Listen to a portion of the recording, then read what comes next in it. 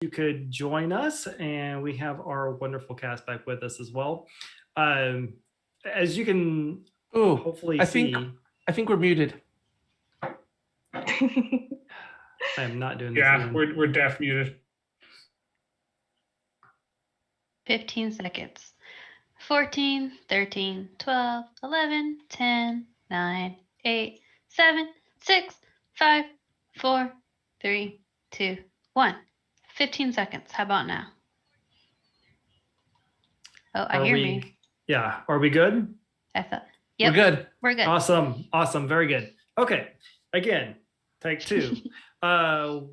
Welcome to part 2 of the Yora and the Bard Parade. 1 shot, 2 shot, 3 shot, who knows? We'll see where it goes. We'll see where the cast wants to take the story tonight. So welcome, and I hope you are ready to have some fun. Just a quick recap for everyone, including the players.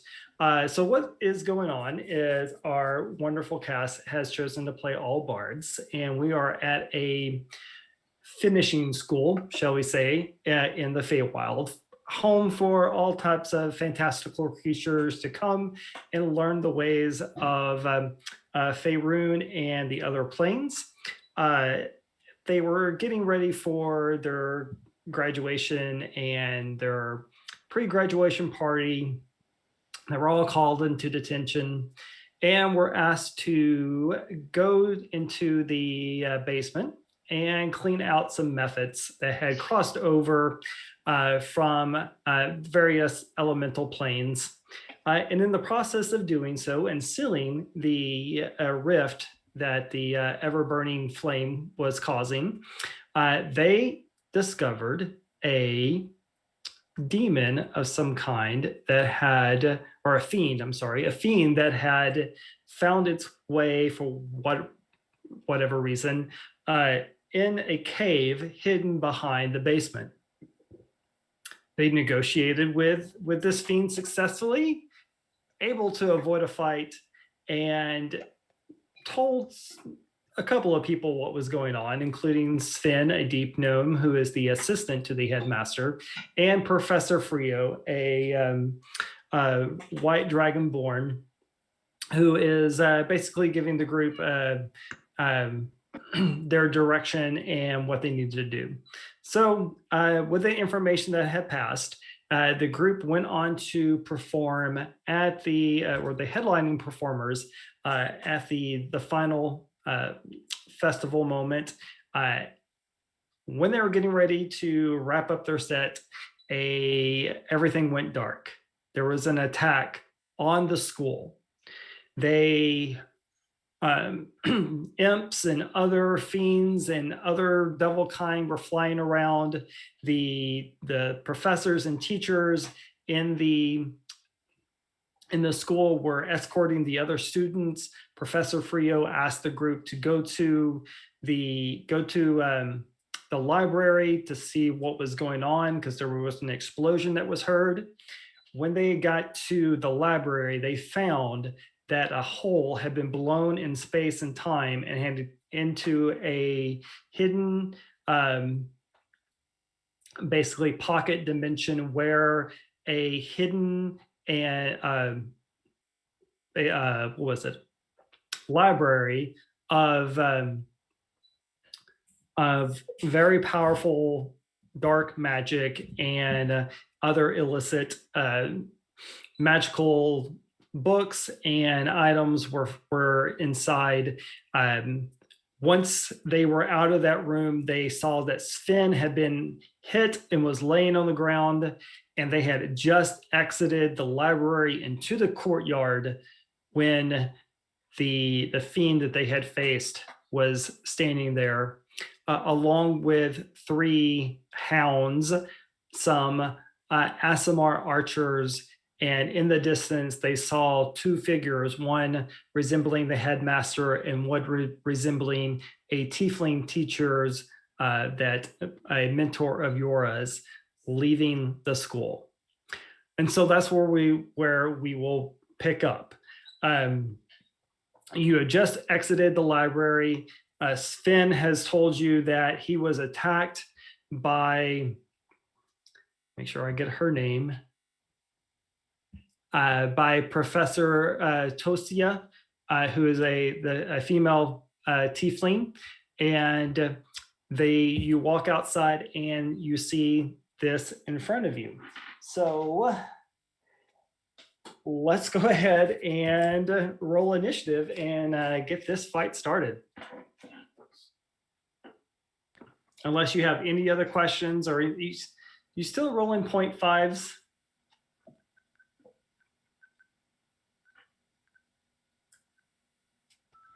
Point 15, yes. Point 15s. Those 5. Yora. As is typical for me, I rolled a crap initiative. You all, let's see. We have advantages. Let's see. Yep. Yes. See, everyone. Any advantages, disadvantages out there yet?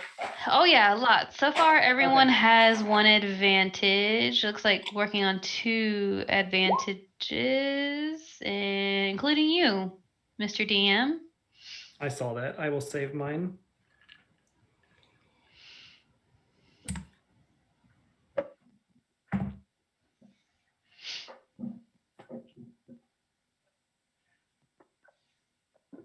We got lots of friends already. Let's see.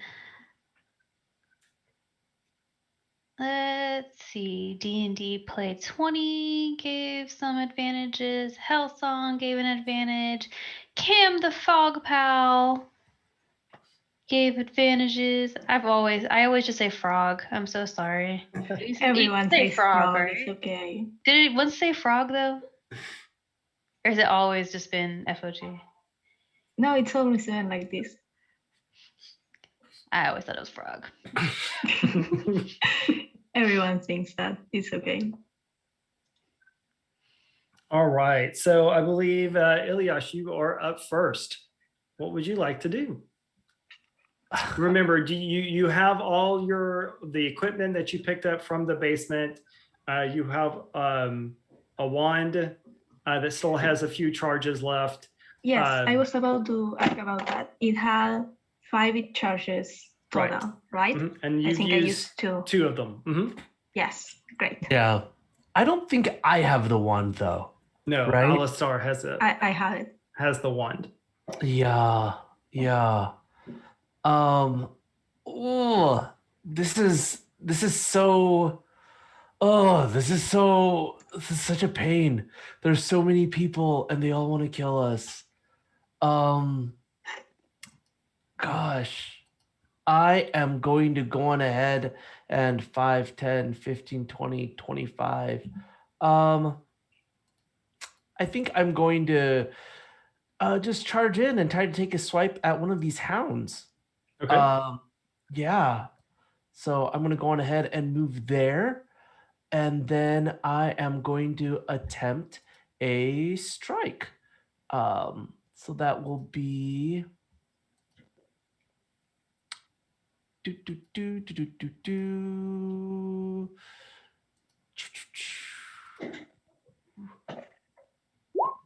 Aha, 18 to hit. That will hit.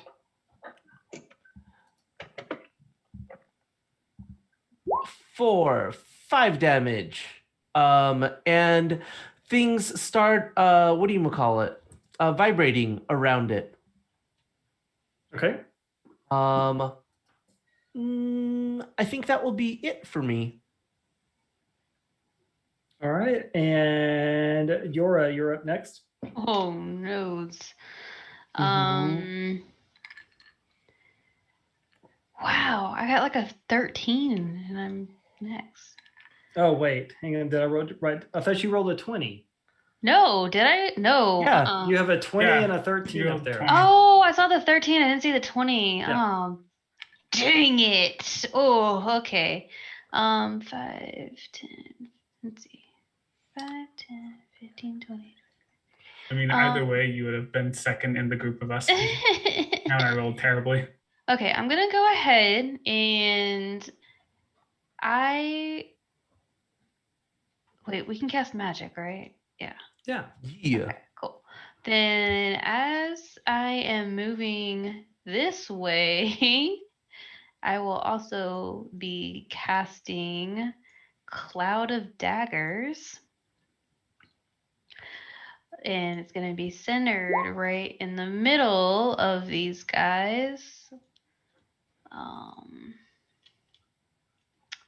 It is supposed to make a 5-foot square. So I guess. Oh. So you're going to try to put it like in between those Yeah, two guys? Okay. I guess these Okay. two. And I'm like, she goes, oh no, and casts it and tries to move behind here, I guess, because this is not what I signed up for.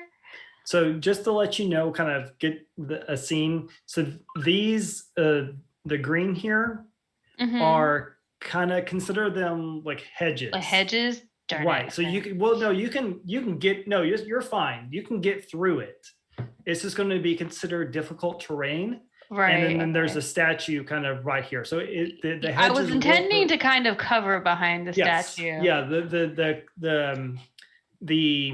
The statue will give you full cover if you're behind it. If you're behind a hedge in any way, that's going to be like half cover. Okay. That's what I'm gonna do. I'm gonna Okay. kind of be over here. Am I able to am I able to see through it if it's Yeah, full you cover? can still Okay. you can still see through it. Mhm. Okay, You just couldn't. The statue is kind of blocking. You know, you've positioned yourself where like the archers, you know, they're going to hit. They couldn't hit you. Right. But, Okay. Cool.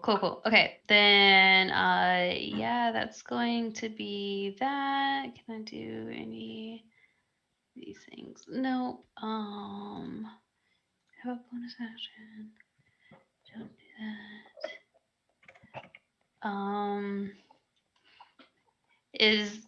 Who is this? Is this Ilias up here? Is that where Ilias actually is? Yes. Okay, cool. Then bonus action, bardic inspiration. Ilias, it seems like a really, really bad spot. You maybe don't want to be there. And that's a bardic inspiration. And that's gonna be my turn. So any creature that starts, I guess I need to make the little box, huh? So if they start their turn, or move into it on their first turn. Well, I just went based off of your box, but I'm assuming that would. That's fine. Yeah. Okay. It'll. I know what you're trying to do. Yeah. Okay. Okay. And yeah. Let me see. Yeah. So as soon as they move in there, it'd be slashing damage. There's no save. So cool. That's my turn. All right. So this guy is going to go, and he's going to slide over there. So he'll take the slashing damage. 10. Yes, 10.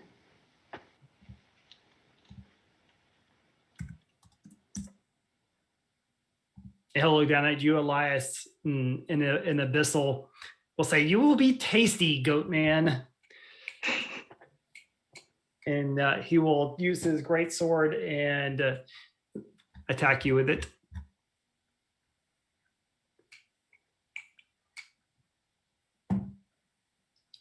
Uh, 23, and I'm going to use my advantage because I rolled a 1 and a 22. Yeah, that hits. I'm not even going to try to cutting words that.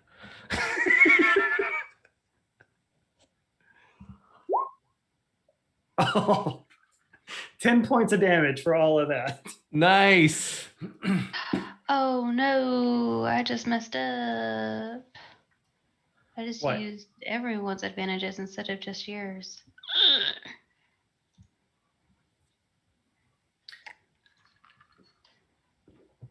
Okay, and this hound is going to step forward there.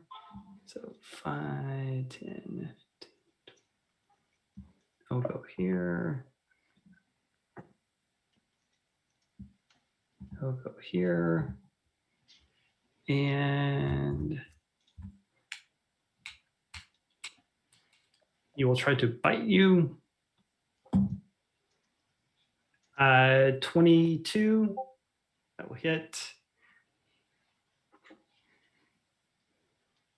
Against who? Oh, against Elias. Yes, that So will hit. that will be another 7 points of piercing damage, and make a strength saving throw for me, please.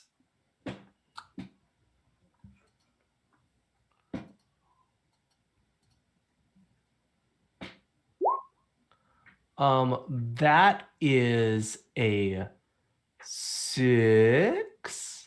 Okay.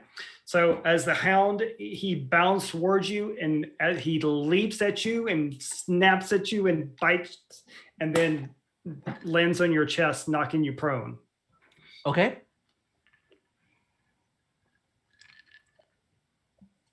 And their turn is over, and it is now Alistair, your turn. Fun. Yeah.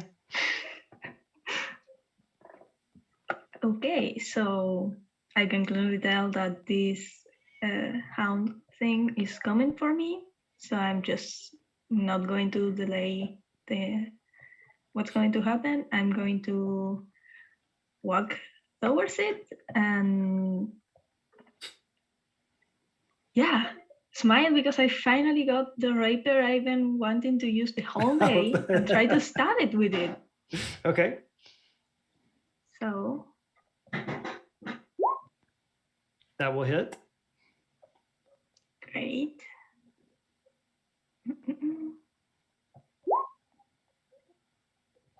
That's so sad. For 4 points of damage. Yes. Okay. All right. So the archers are going to fire now. So Sabaton, they are going these two at the top are going to fire at you. That's rude. What did I ever do to them? Exist. Mwahaha. Fair. Miss. And 19. Does 19 hit you? That'll definitely hit. Okay.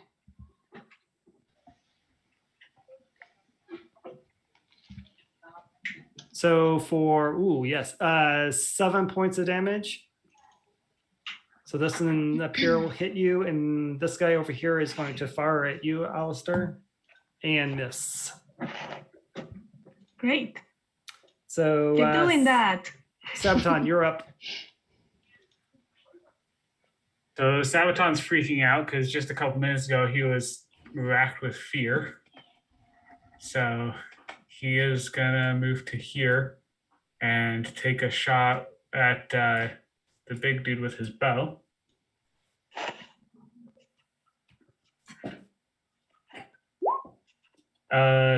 So it says 23, but I have -2 on all the rolls. So 21 to hit That will hit. for 13 points of damage, 8 piercing, and 5 sneak attack.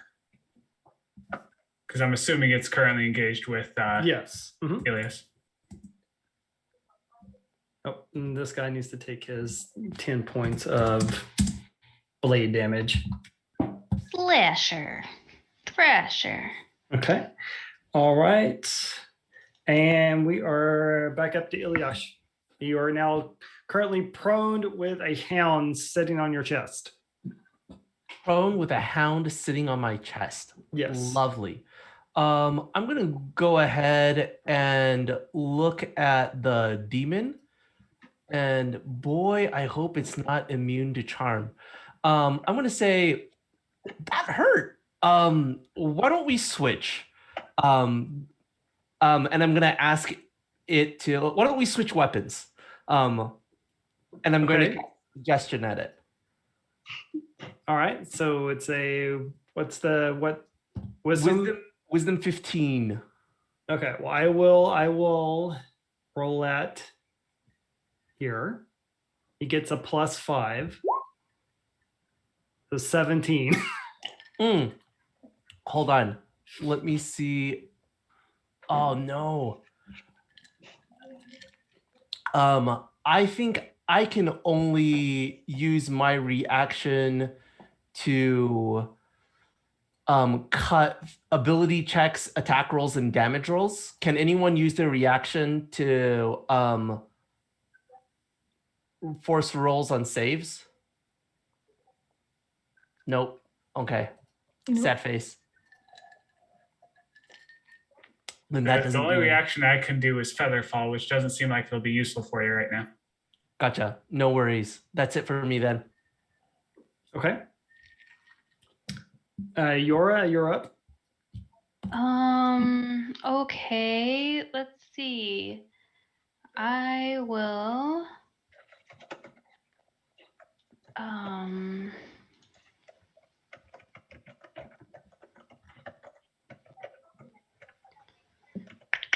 okay.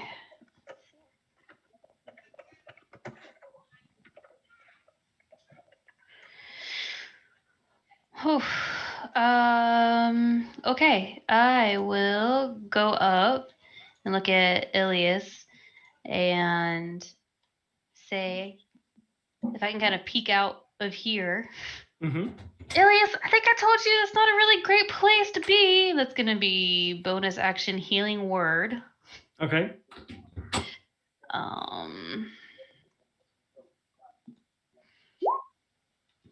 There you go. So 7 points of healing for Ilias. And then I'll take out the crossbow that I took from downstairs and I'm gonna shoot. Cause why not?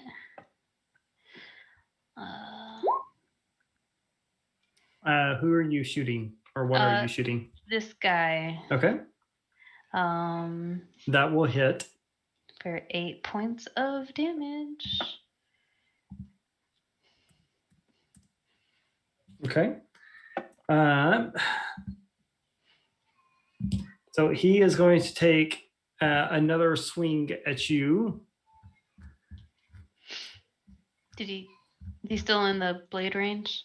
Well, yeah, so he takes another 10 at the beginning of his turn. Yeah. I mean, I can roll it each time, but yeah, 10 is No, fine. that's fine. That's fine.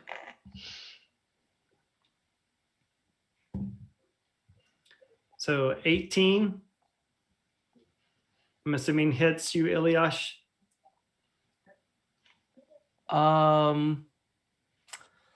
Let's see. Technically, I Yeah. think he would get advantage too. So yeah, I rolled a 15 for the next one. So plus 7 is 20 something. That hits. That's mean. I don't like this big demon dude. I don't think we're supposed to be fighting this big demon dude, but here we are. I don't think we have much of a 18. choice. 23 points of damage. Yep. I take it. Lance! I am sorry, how much did you heal me for? Just before, Jen? 7.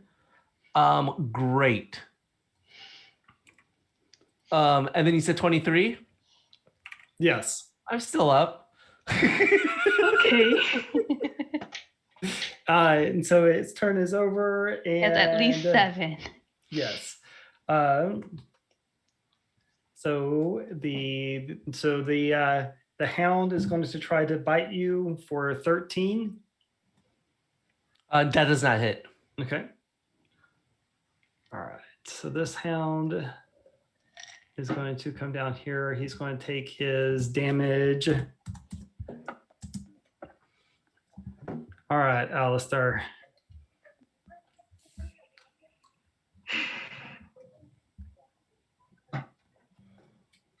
$24 and 23. Yeah, I think those barely hit. For you will take 15 points of damage and make 2 strength saving throws. Okay, I will. So you were knocked prone as 2 two Wait, hounds do I jump on have top of do you. I have advantage? You do. I'm going to use it. Just You would have to um, have two advantages because do I have two advantages? You do. chance? I think. Okay, Yeah. I'm going to use it. Okay. Okay, yeah, you saved. So you punch them off. They bite you, but you punch them off as they start to try to pounce on top of you. Ew. And so that gives you're up next, Alistair. Okay.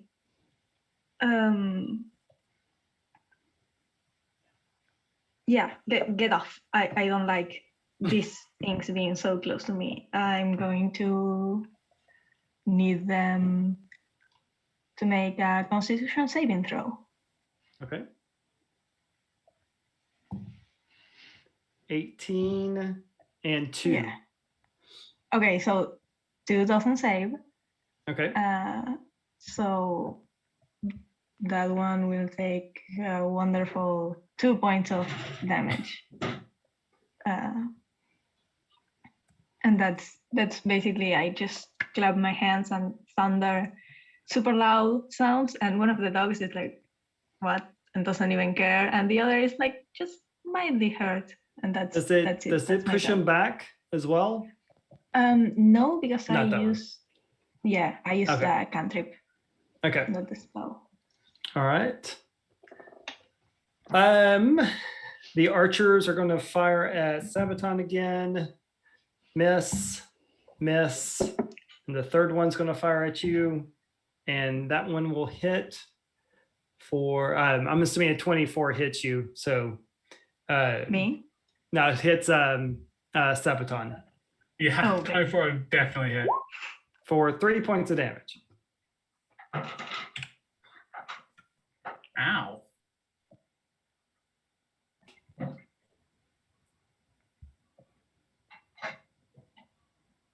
Okay, and Sabaton, you are up. Sabaton's not very happy. He just took an arrow, and he's gonna take that arrow and he's gonna fire it at the demon. Okay.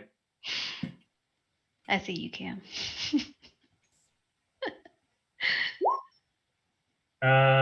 13 to hit. So 15. Oh, okay. You got your minus. Yep. So that will miss. You have advantage, have- Sabaton. Yeah. Okay. That will hit. 20, dirty. Mhm. Yes. Or move it on the sneak attack. 6 points of damage, 5 piercing, 1 sneak attack. Okay. Womp womp. You can see that he is between the blades that Yora had conjured, your barrage on him. He is looking very hurt. Sabaton's gonna yell at him, "This is your chance to run if you don't want to die." It is turns and looks at you and just makes noises at you. So we are back up to Ilyash. All right, Ilias stands up. And he is going to go on ahead and take a swipe at the fiend. So that will be an attack. Okay. Do.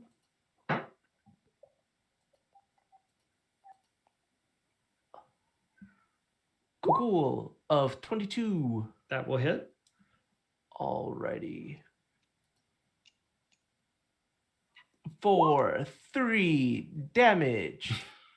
We're not rolling well today. I am Damage. I am not rolling well.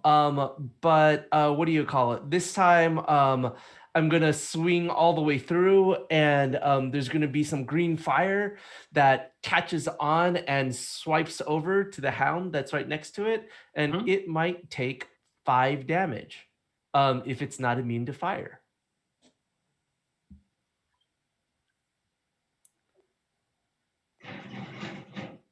If it doesn't, then it's No, fine. so if it goes through it and you see that it just kind of goes across its back and it just doesn't seem to do any damage whatsoever. It's fine. I tried. Let's see. What am I at right now? I'm gonna say, heal me if I go down. And that will be my turn. Oh, I'll stand up. And that'll Okay. be my turn. Okay. Yora? Okay. She's seeing lots of people being punched and hit and shot. So she's gonna screw her hiding place and fly her 30 feet up in the air. Okay. And then she's gonna cast sleep on these two archers up here.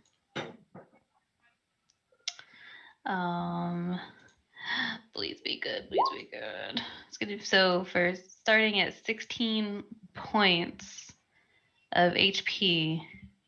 It has no effect on them. Oh no! Oh no! This isn't good, guys. And I'm 30 feet in the air, and that's my action. And I don't have any. Did you already use your bardic inspiration, Ilias? I haven't needed to yet. Okay. I'll use it on a death saving throw. I knew you Do were they- going to say that. Do they stack? I don't think they do. I don't think they No. do either. Yeah. Sabaton, I don't really know what to do. So here, be inspired. I hope this helps. And that's a Here, bardic inspired. inspiration for you, Sabaton, and that'll be my turn. Oh, and I'm just a flying pincushion.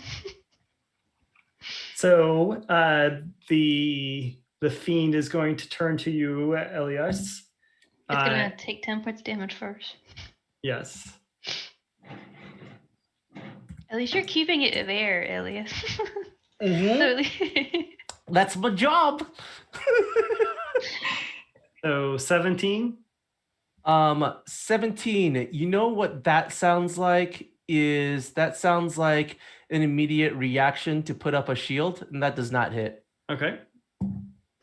And 18.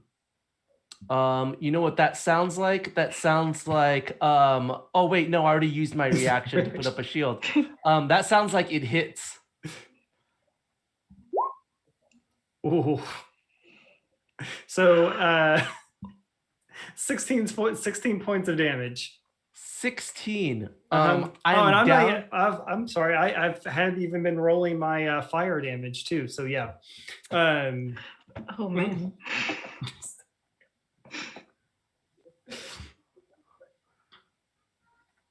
So it is now the hound's turn. Oh wait, I What? didn't have a chance to what do you call it? So great sword, right? Yes. So 16 points of damage. He swings right. How do you want to do this? I'm not dead. but I'm No. also not conscious. So so basically, Yeah, how long does shield last? To the end of your turn, right? is it a does multi it- attack? I thought it lasted for the next round until your end of your turn, like what Oh, Pete says. Oh, then like, he I'm would pretty sure it's miss. not instantaneous.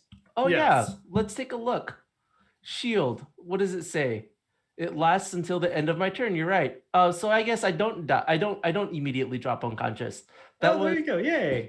yeah, until the start of my next turn. So good. Just kidding. I'm gonna pull myself back up to 3 hit points. Okay. So he swings and misses. He gets very annoyed with that. The hound will attempt to bite you again Mm-hmm. to see if he can get through the shield. Yeah, he's got to get over. 19. 19 hits it just on. Just makes it. Yep, just makes it. For 7 points of damage. Okay, how do you want to do this? So the hound snaps at your. Like you're probably just a little bit bigger than it. You know, it snaps at your chest as he pounces on you, and he lands, and he's sitting there just as he's beginning to maul you, and you see the fiend lift his sword up, you know, like and sorry, screaming in delight. Is this fiend hailed from a Tuscan raider? Yep. Thank you.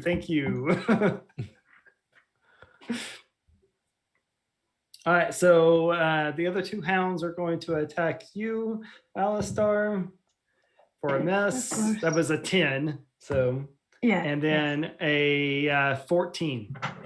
That hits. Okay.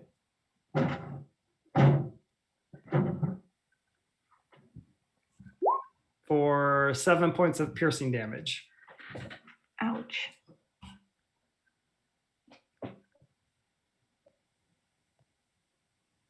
Okay, and so that you're next, Alistar. I realized that my sarcastic clap to get them away was not enough, and I'm going to do something I don't do very often. That's clap with intent and not being sarcastic. And instead of a cantrip, I'm going to use Thunder Wave. So, Constitution saving throw for Okay. both of those. 9 and 1, so they both fell. Great.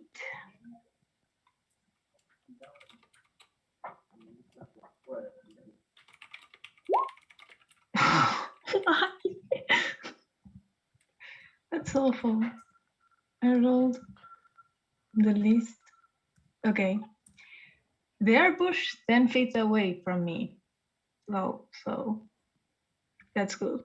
That's all that matters. Yeah. Okay. And they take those wonderful 4 points of damage. So you notice as this is going on, you see these Asimar appear.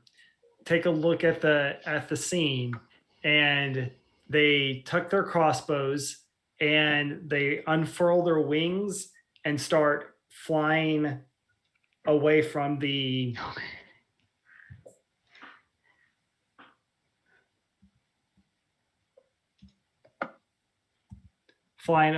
school. Okay.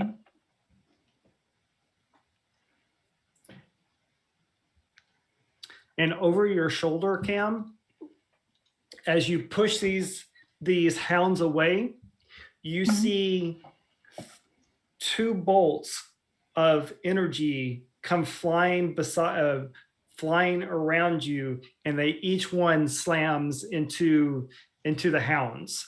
As there's an explosion when it hits the hounds, there's an explosion of ice. Yes.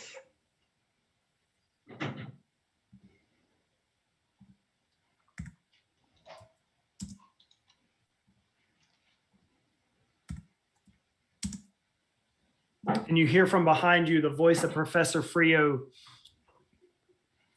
say, "Alistar, fall back into the library." Yeah, I bet.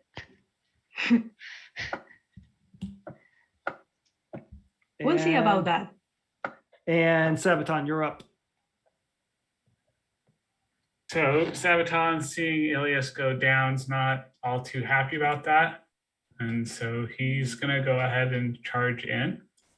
And he's going to go stabby on the big demon dude.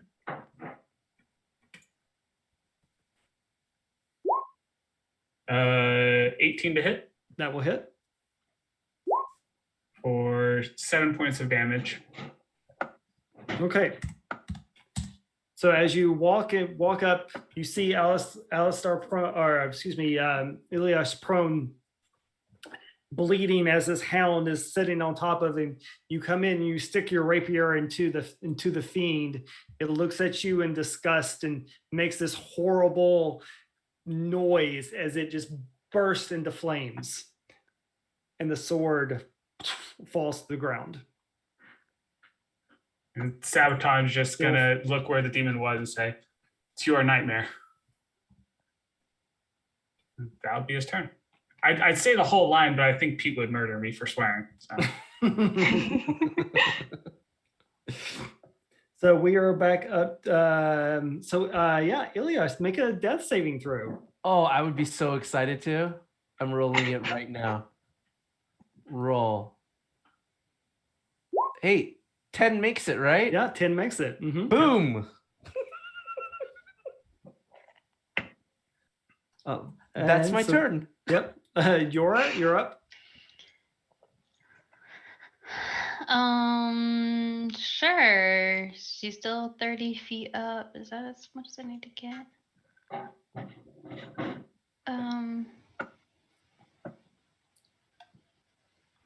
Yeah. So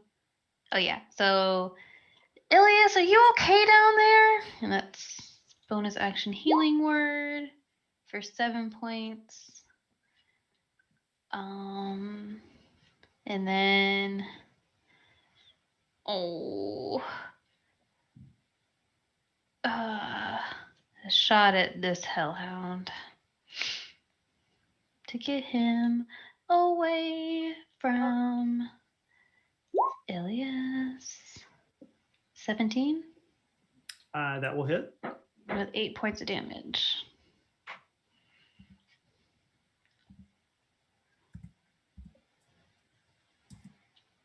And how tall up is this wall? Can I already see over it? You're 30 feet up. Yes. Yeah. You can, by this point, you're starting to see that the Asimars that flew away, they're starting to go up in the sky and head out. And the teacher and the two professors? You do not see them anymore. Okay, cool. Then that's my turn. Which brings us to it's gone. So the hounds. So you see that your blades. How long does that spell last? Forever. You're on mute, Jen.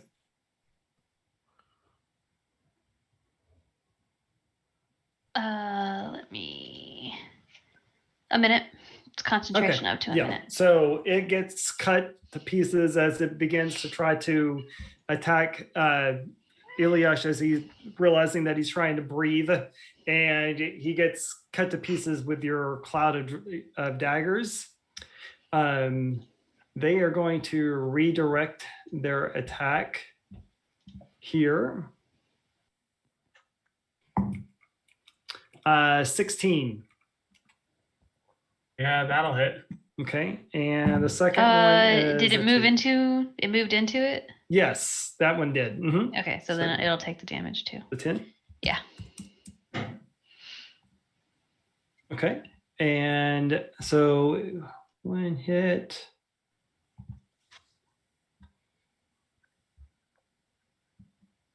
For 6 points of piercing damage, and make a strength saving throw, Sabaton.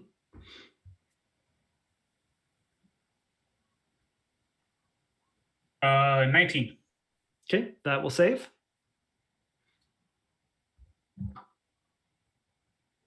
All right, and we are at Alistar. Oh, are we? Okay.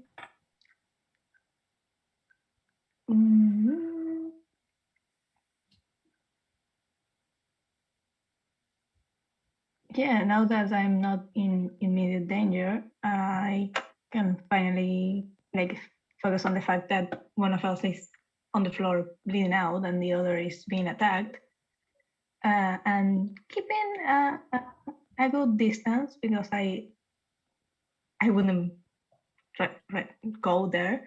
I'm going to pick one of the dogs, the one closest to me probably, Okay. and it will need to make a wisdom saving throw. Okay. It rolled a 5, so that would be a fail. Great. So this hound is starting to hear awful whispers and sounds around it.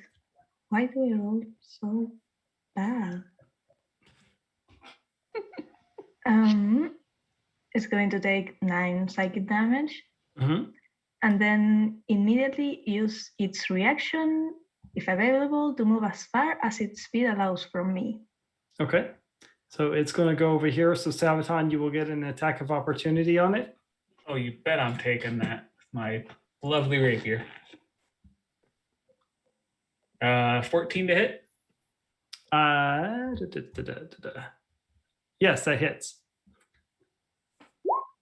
9 points of piercing damage.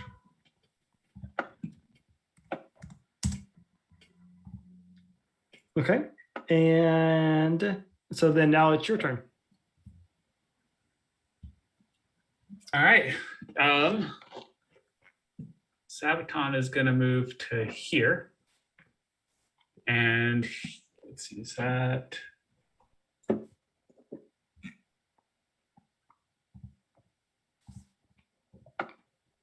All the hounds are looking hurt, from one of them like cowering in fear over here in the corner of this hedge.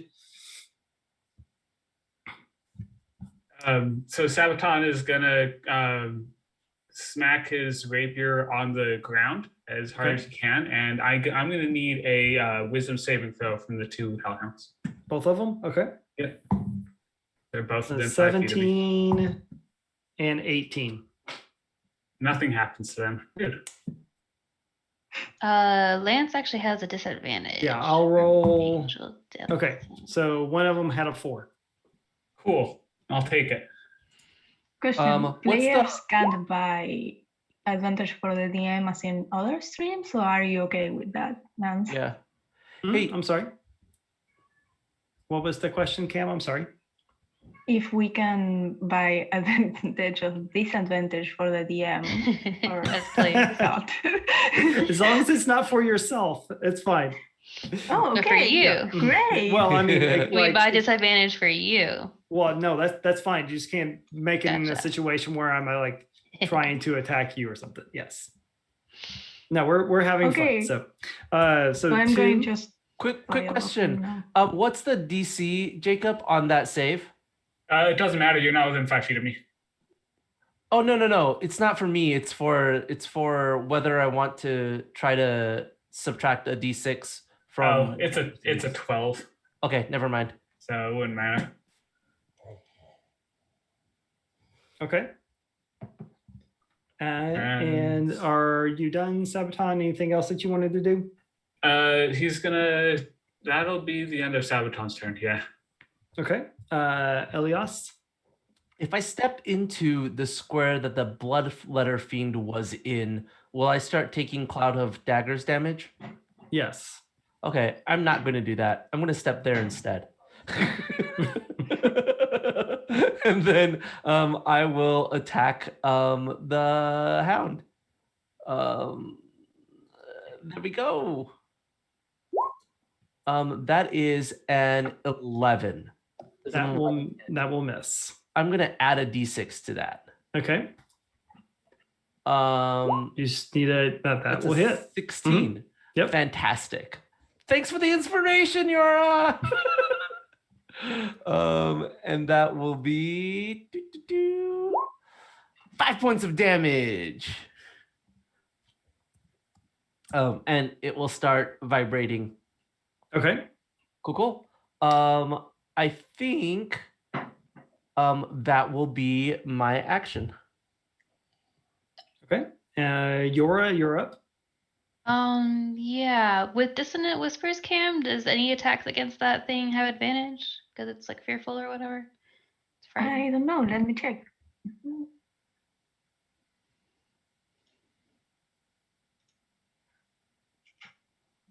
No, Nope. because okay. it doesn't say like it's Oh, yeah, trident I or see. anything. It Gotcha. just Okay. has this. Okay, cool. Cool.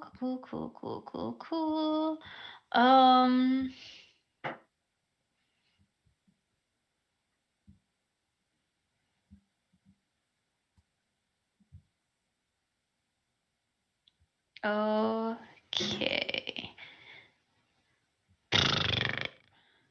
Yep, no, I will stay where I am. And this dog here, I'm just gonna say, Steptown's gonna get you, and that will need to make a wisdom saving throw. 11. Fails, so it's Okay. gonna take 1d4 2 psychic damage, and it'll have disadvantage on the next attack roll. That was vicious mockery. Okay. And it's my turn. Well, it is its turn now, so it takes the damage from the cloud of daggers, and it's going to try Die. to pounce on Sabaton again. At So it's disadvantage. at disadvantage. He got That was an important disadvantage because it rolled a 19 he and got then a really 2. excited for that. Yes. So I was I'll take it. So he will miss. Sabotage is gonna laugh at it. told so you. this one up here. Do I have disadvantage on anything else? No, you have advantages. Okay. You want advantage. Cam just spammed me. Yeah. So You have 3 disadvantages. Okay, so that's hang on. 15. Does that hit you, Sabaton? Yeah, that'll hit. Okay.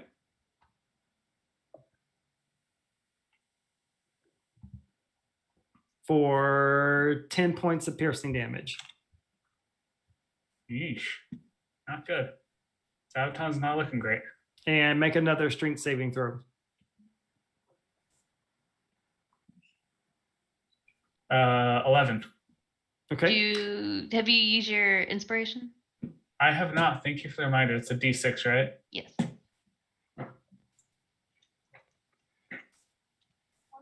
Be a 6. 13. Nope. So you get knocked prone, and as the hound knocks you over and jumps on top of you. All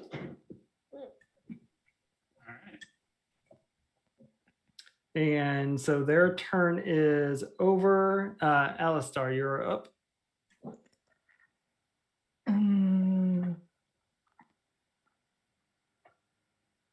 Trying to not look worried about it. He is going to yell at that hound that just the one that just pounced on Sabaton is the same one that was affected by my spell last time, right? Yes. Okay. So he's just like trying to laugh and be like, 6 seconds ago you were scared of whispers, you pathetic. And it needs to make a wisdom saving throw. 9. Great. So it takes why did I roll so bad? 1 point of psychic damage, and it has disadvantage on its next attack. Okay. That's All my right. turn. And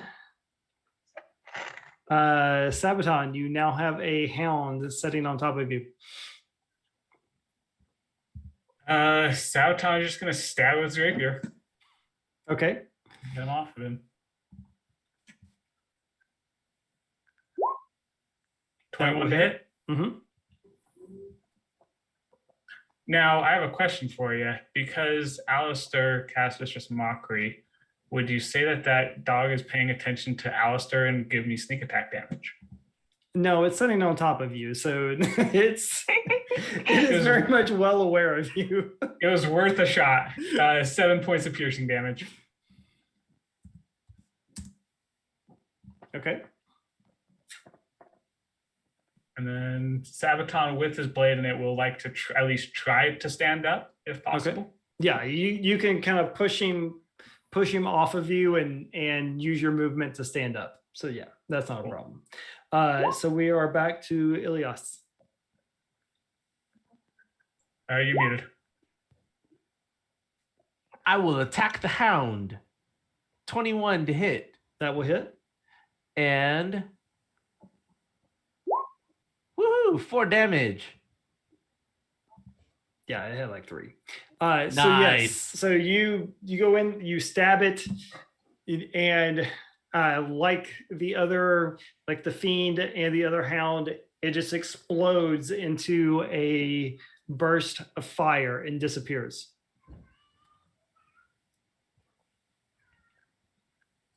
Do you wish to move? Sure.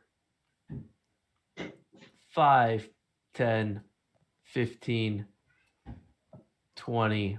I will move there. 25. Nah. 30. I'll move there. Okay. Okay, and Yora, you're up. Elias, I don't know. This seems like a really bad move. And It's not for me. It's for Sabaton.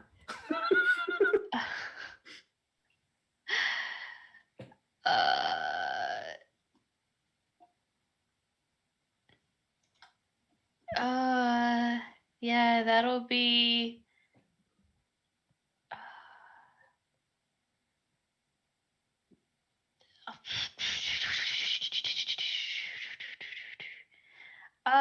Just okay. So I'm gonna drop concentration on the daggers because I can't do anything with them now. Everything's dead. I will. Yeah, Ilias, it doesn't seem like a really great idea. That'll be bonus action, healing word for 5.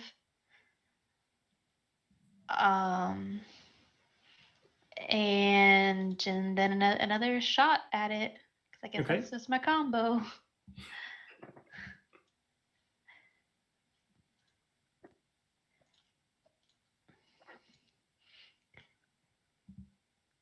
It's a 23 for 3 points of damage. Okay. Well, it had 3 hit points. So you Oh. shoot it and it bursts into flames.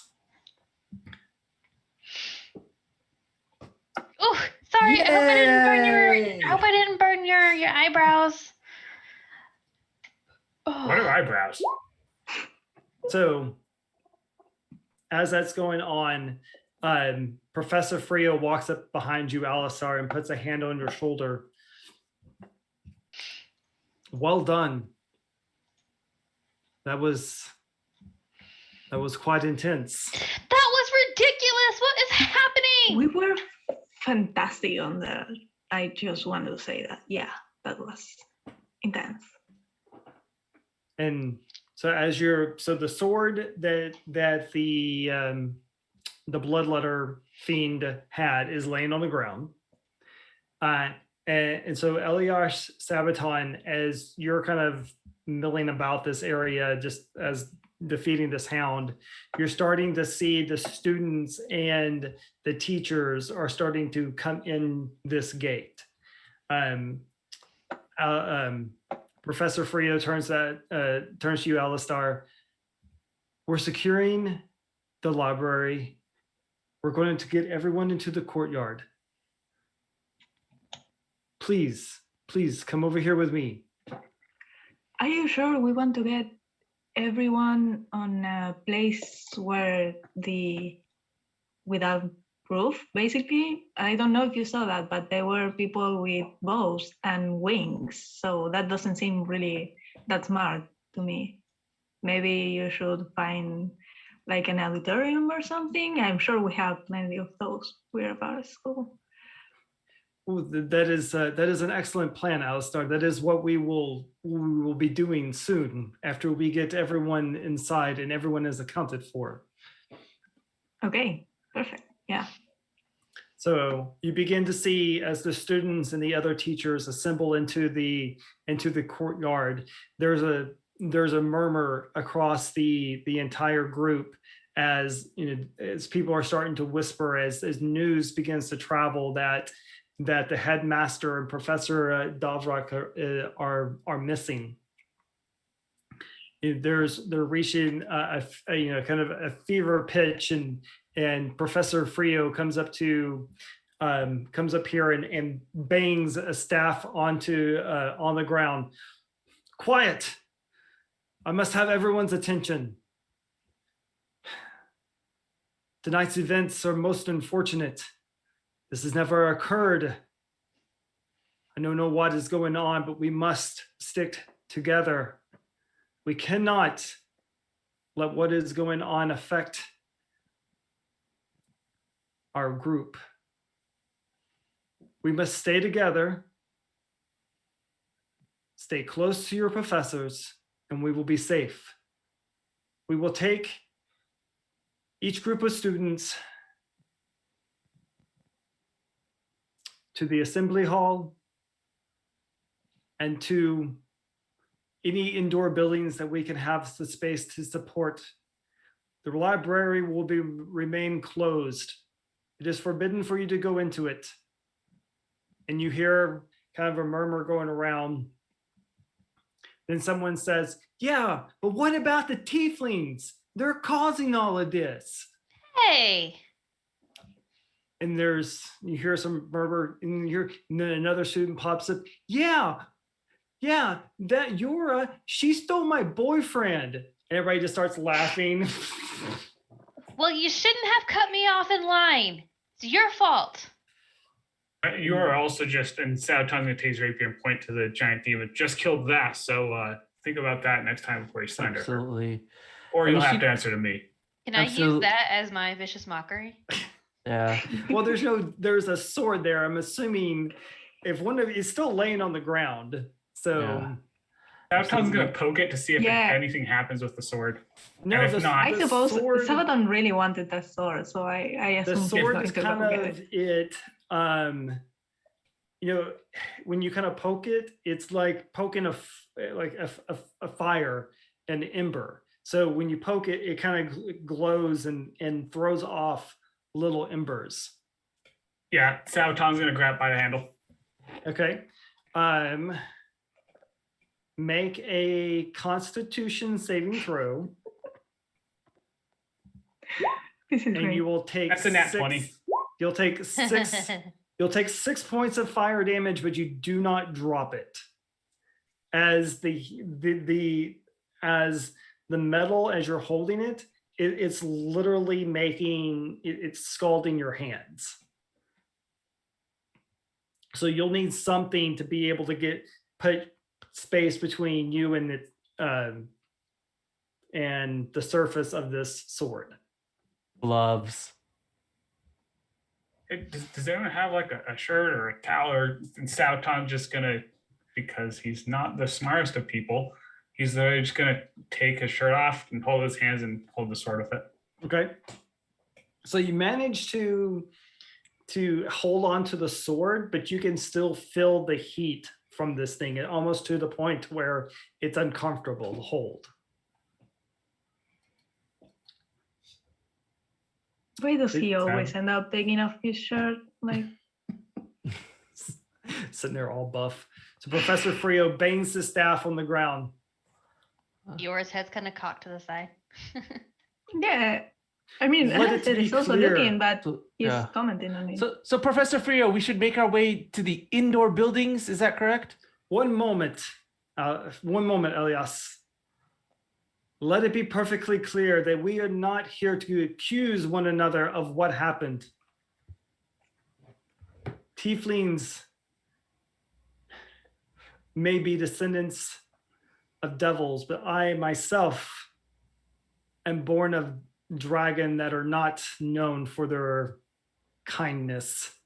Do not judge because of where one comes from, but what one does. That being said, I do believe it is best to separate the tieflings from the rest of the groups. Professor Grillis, Really? Blade Master Romstein, please secure the tieflings. Really? All that Anastasia Well, what is about- going to yeah. raise his voice. All that Alistar, speech only to do completely the opposite of what you claim to believe. we need information at this moment. Yeah, what about the Asimar? They were the ones that were shooting at us. Why don't you round up the headmaster too while you're at it? I would Oh, love because Yeah. he's missing. he's missing, yes. Oh, Please. how convenient. Yeah, not suspicious at all. Ilias. Yeah. Yeah, so Please. why are we only rounding up the tieflings and not the Asimar at the same time? I'm Are- 30 are- feet in the air. I'm gonna go with another 30 feet. Are you prejudiced against Abyss? What's going on? I'm confused. Alistar. Ilya. Alistar. Wait, He's no, talking are to you Alistar. me? I know. Okay. He's turning to Why Alistar. are you ignoring me? Why are you ignoring You me? next to Please. me. Alistar, please take Sabaton, Ilias, and if you can, he looks to the sky, Yora, and meet me in my personal quarters. There we have much to discuss. Ilias, the separating of the tiefling is for their own good at this moment.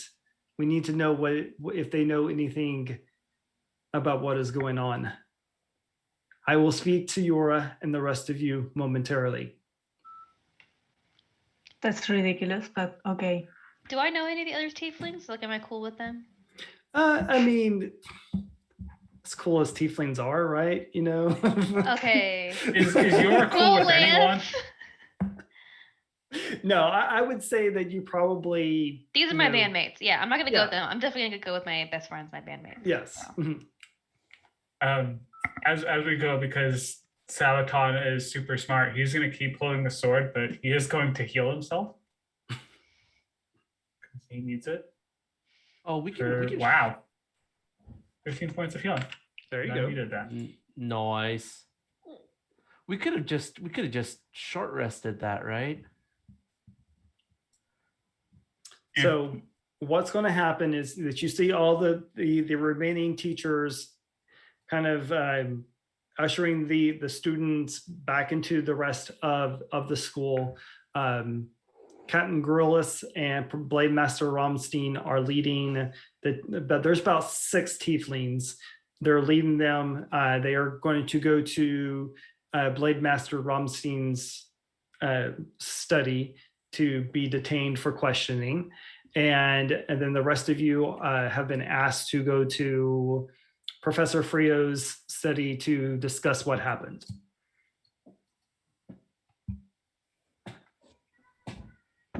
What did happen? I got this cool sword. It's very hot though. Yeah. We should try to get a glove or something for you so you can put your shirt back on. I don't think it's a priority now, though. Yeah, leave it off. Yeah. Yeah. See, in my defense, holding the sword is very hot, and just having my shirt just makes it worse. So at least the shirt keeps my hands from burning. Yeah, no, we would not want that. No, just go ahead. Yeah, Absolutely. we'll follow you. We'll follow you, Yeah. Sabaton. Okay. Absolutely. Mhm. So as you're going, you see Professor Frio in the kind of and the chaos of getting everyone separated. He walks over to Sven and whispers something to him, and Sven actually goes into the library.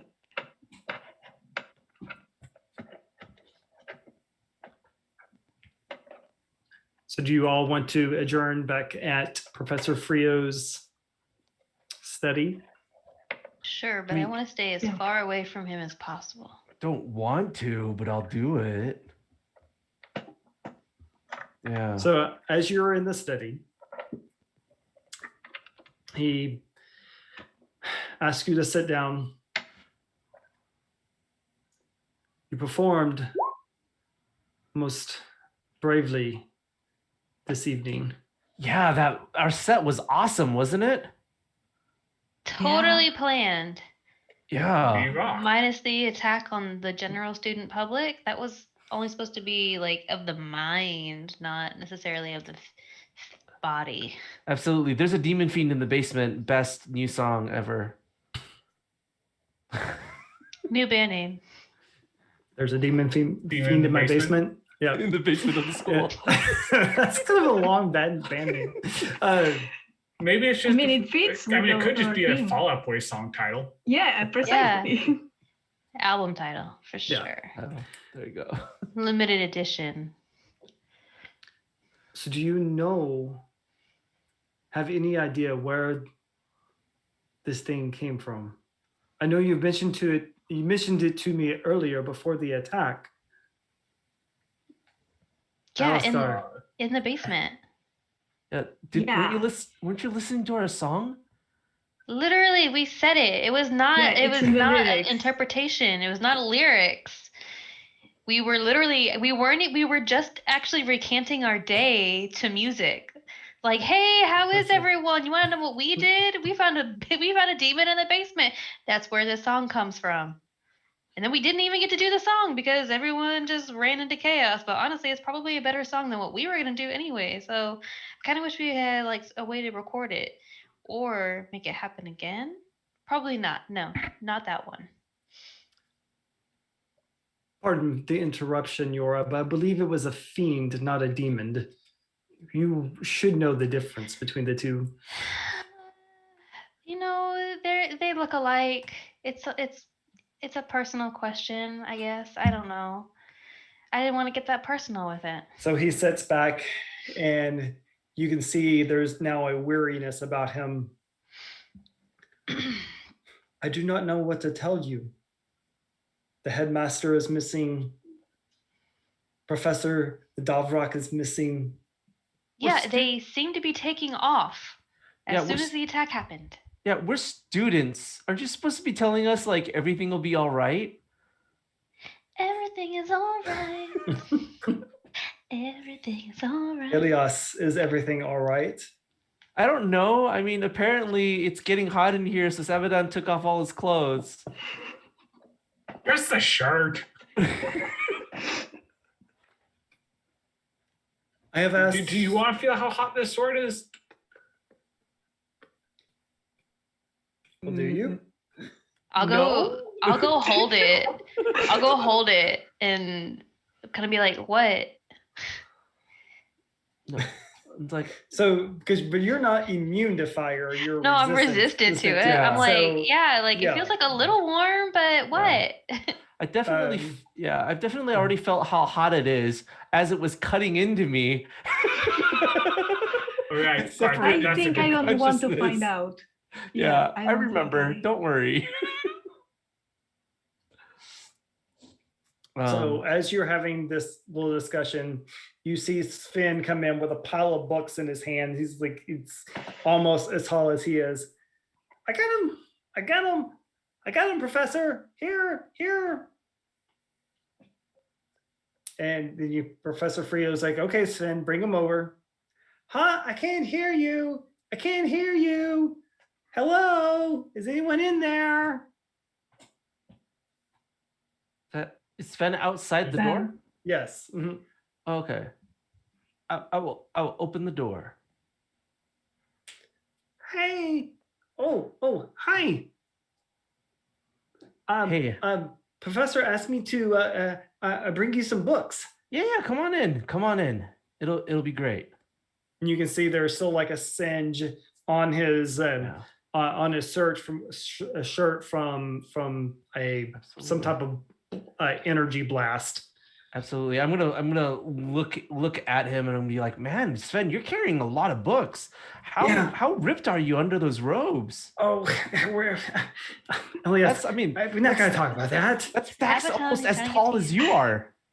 But, That's impressive. well, I'm gonna poke him through the holes that are singed in his robes. no, What's that going on under there? No, What deep do you got under? known strength. wait, I know. Elias, I wait, can't. Do you Elias. want to join Sabaton? Like, it's fine. Yeah, just take it off. Sabaton. No, I that's think he's got some okay. competition. When did we become the thirsty bard parade? just You know, like I take off my shirt. Okay, fine. we're all friends here. There's no need to be shy. Sabaton took off his shirt. Professor Frio just like, Alistar is this, Alistar, like we- tiny little vampire. yeah, we have The professor is still like. eating. He's so tiny. we have work to do. All work and no play makes Jack a dull boy. So I would like everyone to make Yep. an investigation check. As Professor Frio says, now is not the time. Just be careful. And he starts handing you books. Sabaton is going to very hesitantly put the sword down and look kind of sad about it. But at the same time, kind of relieved that his hands aren't burning anymore. Okay. So Eric- Sorry, I accidentally no. rolled on Sabaton's sheet. I apologize. You have an advantage, Eric, if you would like to use it. So, Alistar, as you are looking through the books, and with the help of Elias and his knowledge of Abyssal, you come across something that talks about there's a description and a drawing of the blade that you found. It's called an abyssal blade.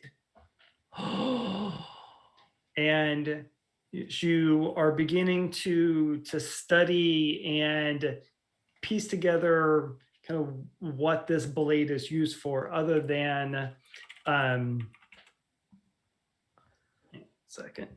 other than just these blood letters as their main weapon of attack. You find a passage.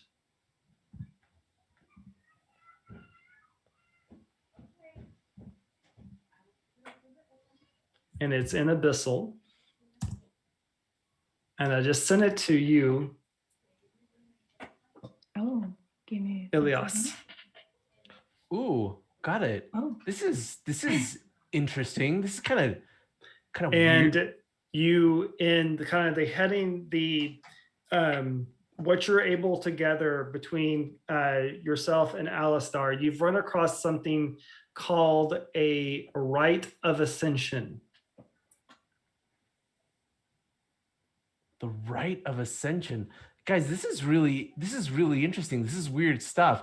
It says, come to me, O devil of night, so I may succeed, devour. maybe Don't finish that.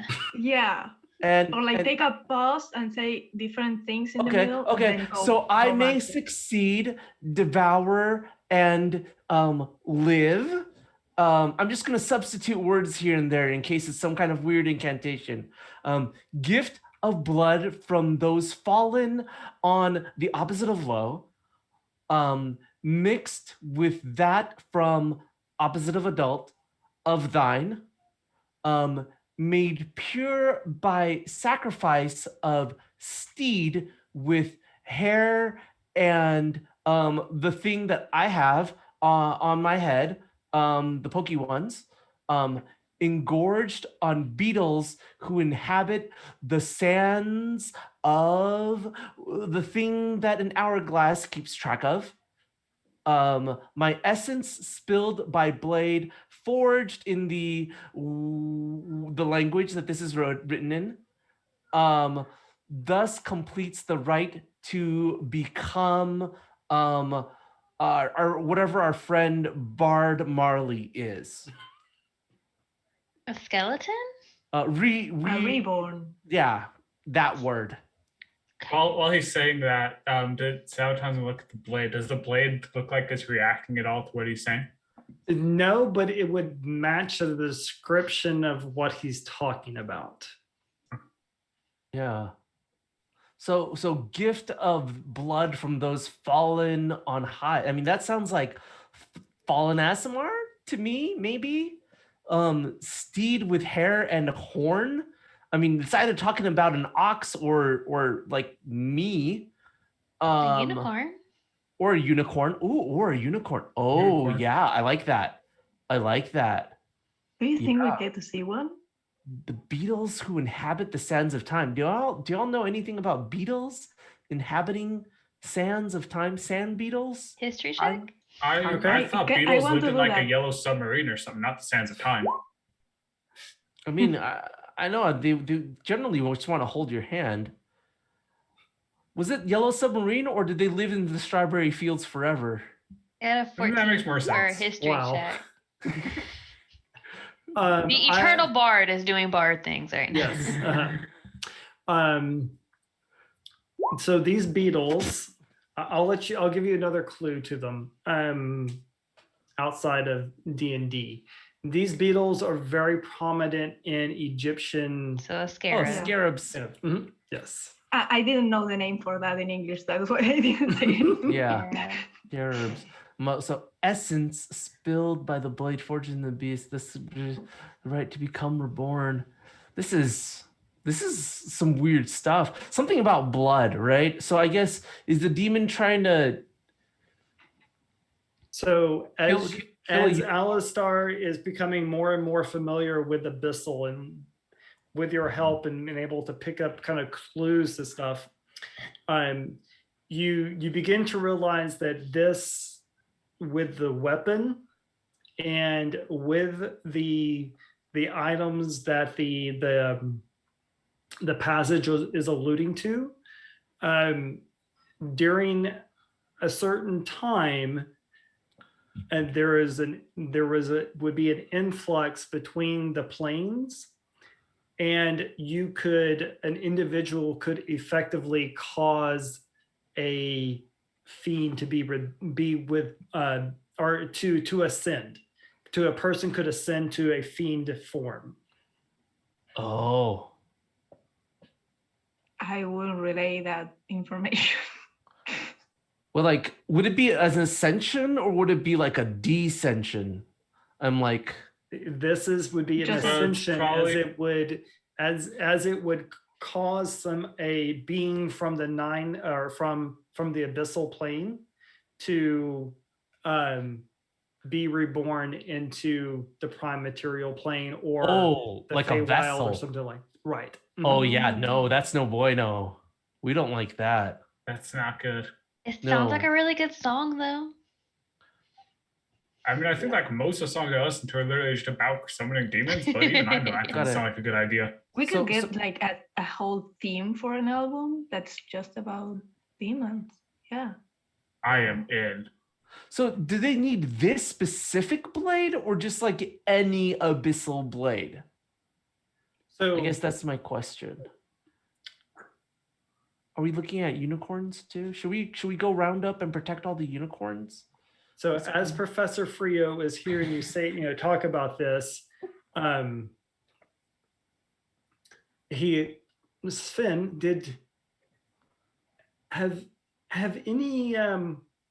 has there been anything come to the school from Kalimshan? So Kalimshan is a region of Faerun that is known for its desert. So it's think like a Bedouin style crossed with Arabian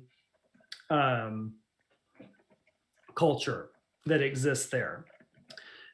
So Sven says, well, yeah, about about a week ago, there was 3 small chests that came in from Kalimport. Why? Where are those? Well, I don't know that. I What mean, was in the chest? it was kind of odd because we don't have any anyone from Kalimport or Kalimshan in the school. The headmaster took them, when they came in, and I didn't see him again. Why would you automatically assume it had anything to do with the chests? Well, Professor Frio just asked me if we had gotten anything from Kalimshan, and that's all Yeah, we've so- gotten in were these 3 small chests. Okay, Professor Rio, why does it matter? What does one Because have to we do are with the talking other? about the beetles, and I guess we could Yes. find this kind of beetles from that region. So maybe that's an ingredient whoever is trying to do this already has. Sounds like. Where are those chests? So, and Professor Frio then says, did you mention unicorns? Yes, I said unicorns. I said that. Yeah, you're so smart. I would have never figured that out. I don't think so. I think we're You- all very. I thought for clever. sure they were talking about satyrs. Of course, right? Yeah, Because they're known for having pure blood. we're so pure. We're the purest of them all, for sure. Your party. So you see, he sits back in his chair, and he looks at the four of you. I fear I must make another request. Can I save all the unicorns and keep them in my room? That is what I was going to ask you to do in some I would love to way. have them all in my room. Yes, of course. I don't know if they would approve to go into your room, but there are several unicorn groves in the Feywild that we need to make sure are safe. I can think of 3 or 4 I can send some of the professors to, but our resources are wearing thin. There are some other older students that might be able to help, but I can, if I could you please go check in with Floriana and the LaRue's Gardens? We need to make sure our unicorn allies are safe. If someone is here is attempting to collect or to harm the unicorns, at least we can do is give them warning.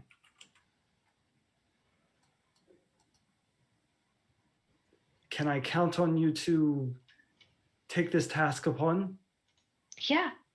As long as the whole I'll share my room with them. Just want that clear. I don't Absolutely. know if your It'll be room fun is going big enough out. for an entire grove of unicorns, but That's fine. you can I'll try. figure it out. I can figure We can make So- them. We can, like, we can shrink them down into like tiny size. Or we could just Oh. build Yora a giant room or like a barn for them all. Oh yeah. Either way, I don't we'll figure think. it out. So Yeah, we'll he's- figure it out when he turns around and he picks up a little figurine of a pigeon and he hands it to you, Yora. Says, when you've confirmed that the grove is secure, whisper a message to this and it will come find me. Okay. What if the grove isn't secure and we need like serious backup? Can we also whisper a message and have it Yes. come find you? Yes. It may take a little bit more time, but we can come help you.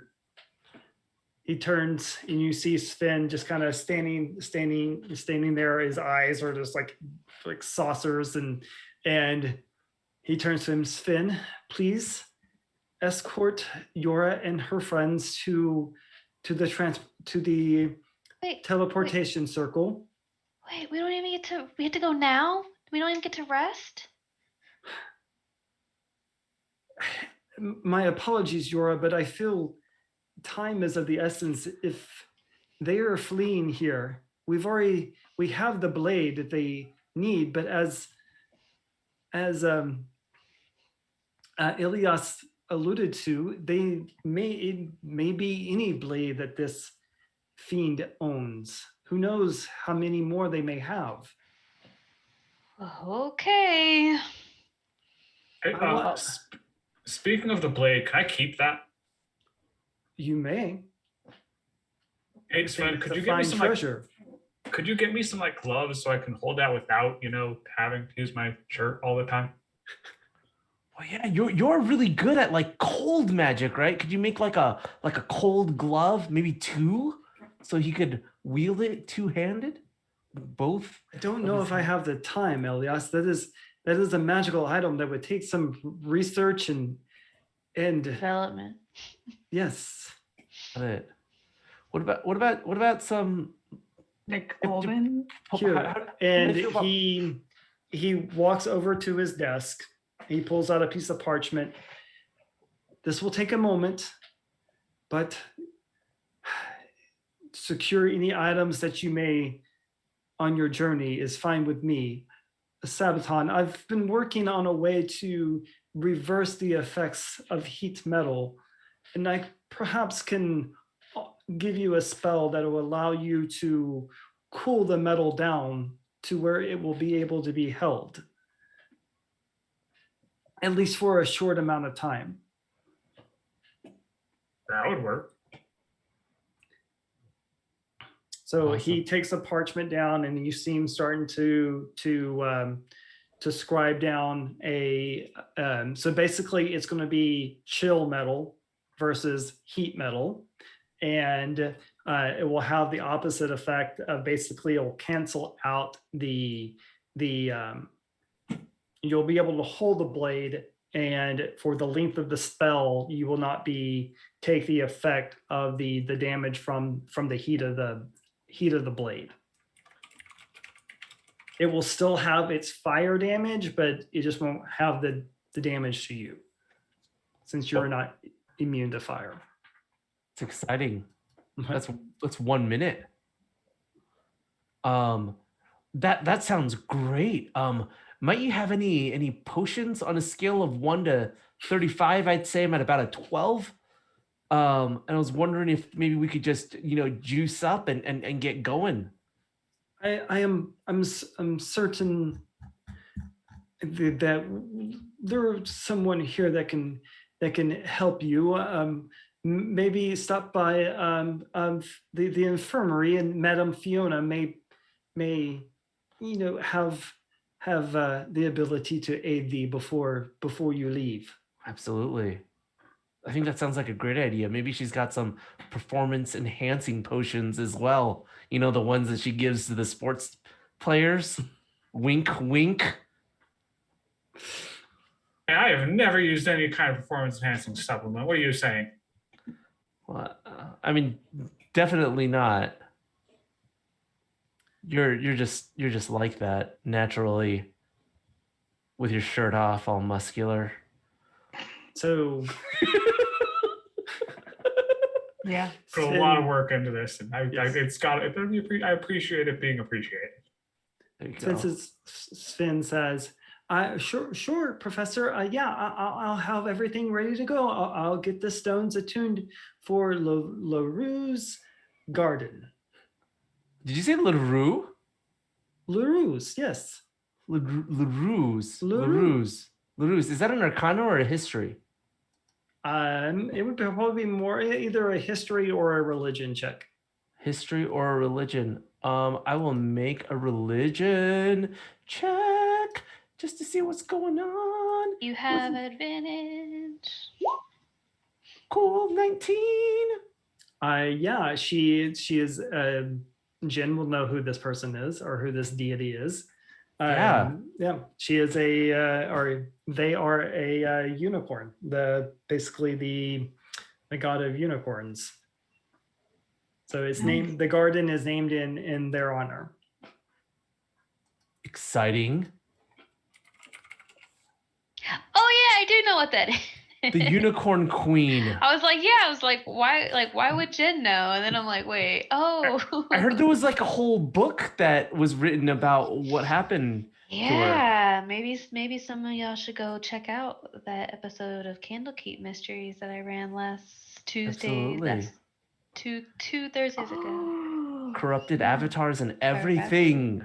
Oh no, that Yes. was last month. That was Mhm. last Yeah. month. Yeah. All right, let's go. Let's go And to Fiona to get some healings. Yeah, no, guys, we're really gonna have to go to Madame Fiona because I can't do much else. So I'm hoping she'll have something. yeah, I feel like I have Yeah. probably like a seed Yeah. somewhere in my arm from where it bit me, and my Yeah.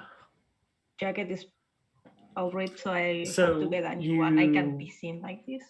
You head to the infirmary, and it's busy. There's, people have, they were either bitten by things, have wounds on them. You see this small dryad that is just trying to coordinate anyone that can cast any type of healing spell, anyone that has anyone that she has trained in medicine. They're bandaging wounds, and they are it's basically an organized chaos type situation as they're trying to treat as many people as they can.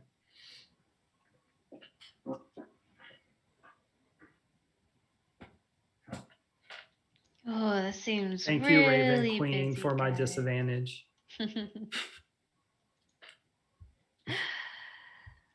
Alistair will like push Elias in the front since he's the one that looks clearly the worst. Yeah.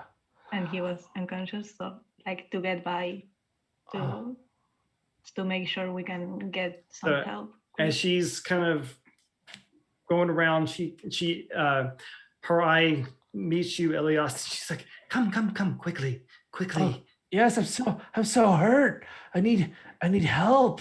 Anything that you can give me to ease my pain and make And me she just kind of brushes your hair, and Oh. she will do a cure wounds at 3rd level. So somebody tell me what that would be? I think it's 3d6. the 8. 3d8. Plus your modifier, is that right? Yes. Yeah. Okay, so you'll get 11 hit points back. Like that's much better. Ease. How can we be of service? Word is getting around of how of what you did to protect the library. Yeah, I literally almost died, and if possible, I'd love to be able to avoid that. But we are, I mean, you know us, and I'll gesture to the rest of my bandmates. Like we aren't fighters. We're bards. We're musicians. We're performers, and we're running a little low on spell slots. If you get my meaning, if there's anything that you could do to help us, as we go out to try to save the unicorns in the Garden of LaRue, we and the school and Professor Frio would be so grateful. Oh yes. Well, come quickly. Absolutely. I may have a few things that can help you. Yeah, just pop me a couple of pearls or whatever you've got. And she kind of looks at you like, Just instant long rest in a bottle, maybe? Just crush them up and snort them all up, and we're good to go. Well, Oh, yes. Wrong class. Don't tell that I to don't the know nurse, what you're please. quite talking about, but I can help you. I do have some healing potions we keep in the emergency. I have 3 just a regular healing potions and 2 greater. I'm sorry. I mean, we don't really mix them up very often here, but I understand the need. Got it. 3 healing potions and 2 greater. Yes. Fantastic. I will accept them. And do any of you? I mean, I see you. Several of you have the scars of battle. I have a little bit left that I can help you with. Yeah, it's not even a scar. It's like an open wound. It's kind of bleeding. So if you can do something about it, it will be lovely, please. My hands are burning, so I wouldn't mind some healing for that. So she will do 12 to you, Alistar, Nice. and 10 to you, Sabaton. Yora, how are you doing? Great. Besides, not being able to do much of my magic tricks. Yeah. But otherwise, I'm decent. I'm good. Well, Good. m- I'm well, great. maybe we'll get there and we'll just, talk our way out of it. Maybe we'll convince them to surrender. That is hopefully the plan. And while she's telling us while she's telling you guys how inspiring the plan is going to be for the next 10 minutes, it's going to be inspiring leader, and it's going to be 8 temp HP. Yay! Thank you. Much appreciated. Yeah. Okay. So anything else that you want to do before you go to so basically you're going to go to what Sven would consider his office, but it's basically what it is. You would know this. The school kind of has like a teleportation room. So as being part of in the Feywild, they have students that come from different planes, different parts of Faerun. So they have a couple of teleportation circles that they can attune to certain areas of Faerun and different planes to help ease the burden of transportation, basically. But they're secured to like one location. Do we think the Swordmaster has anything that might be able to help us besides the crossbows and things that we already have? Is if there is a particular weapon that you are looking for, you can probably get your hands on it. Hmm. I'm looking for the particular weapon that's going to help us go save unicorns, Lance. So I was. Yeah. Go ahead. If say Sabaton were to acquire some fencing gloves, would that help mitigate the heat from the sword? If you tried to use it, if you tried to actually wield it, if you had anything else trying to pad it, I would say that you would have to sustain a disadvantage every time that you're using it because you're not using it as it's intended. I mean, this is a great sword. It's two hands, and all that padding, you would not be able to effectively use the weapon. Fair enough. Got it. Hey, Sabaton, at a just quick wondering. I'm gonna bring you over to a sink or a bowl, right? I'm gonna say, Sabaton, dip your hands in the water really fast and just try to soak up as much as you can of it in your gloves or in your shirt. Sabaton will take the shirt and throw it in the sink to get Fantastic. it soaked. I want to press to digitate the water in the shirt to drop as many degrees as I can get it to. Because I can chill, warm, or flavor up to 1 cubic foot of non-living material for an hour, right? How does that feel on the sword for you? Better. Does that feel? I don't. Lance, does it feel better? Yeah. As of right now, all you're doing is mitigating any fire damage that he would sustain from holding the sword. Got it. And the fact that he can still hold it. Got it. So I can do that. I can do this for like an hour at a time. So like we should be good for a little bit. No concentration necessary. Prestidigitation. It's amazing.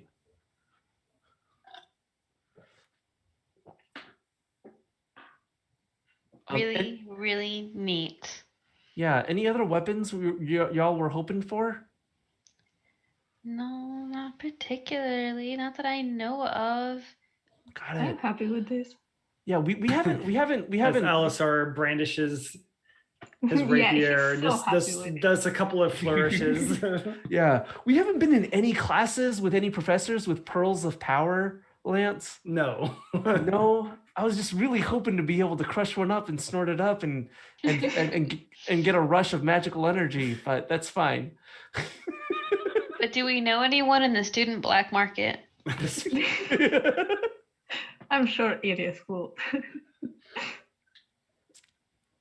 Oh, It's us. We're the It's student us. black We don't have it. We Won't don't. surprise No one me. does. Yeah. All right. No, that's fine. I guess that's as good as Sven. be. I've got 3 first level spell slots, and I'm ready to go. So as you go to the teleportation room, you see Sven there, and he's over there, just kind of. You see there's, if any of you have seen like Stargate or something like that, there's runes that he is moving, and he's attuning the circle to LaRue's garden. Sven, you So- did that so well. Oh, well, thank you, Elias. It's actually very easy.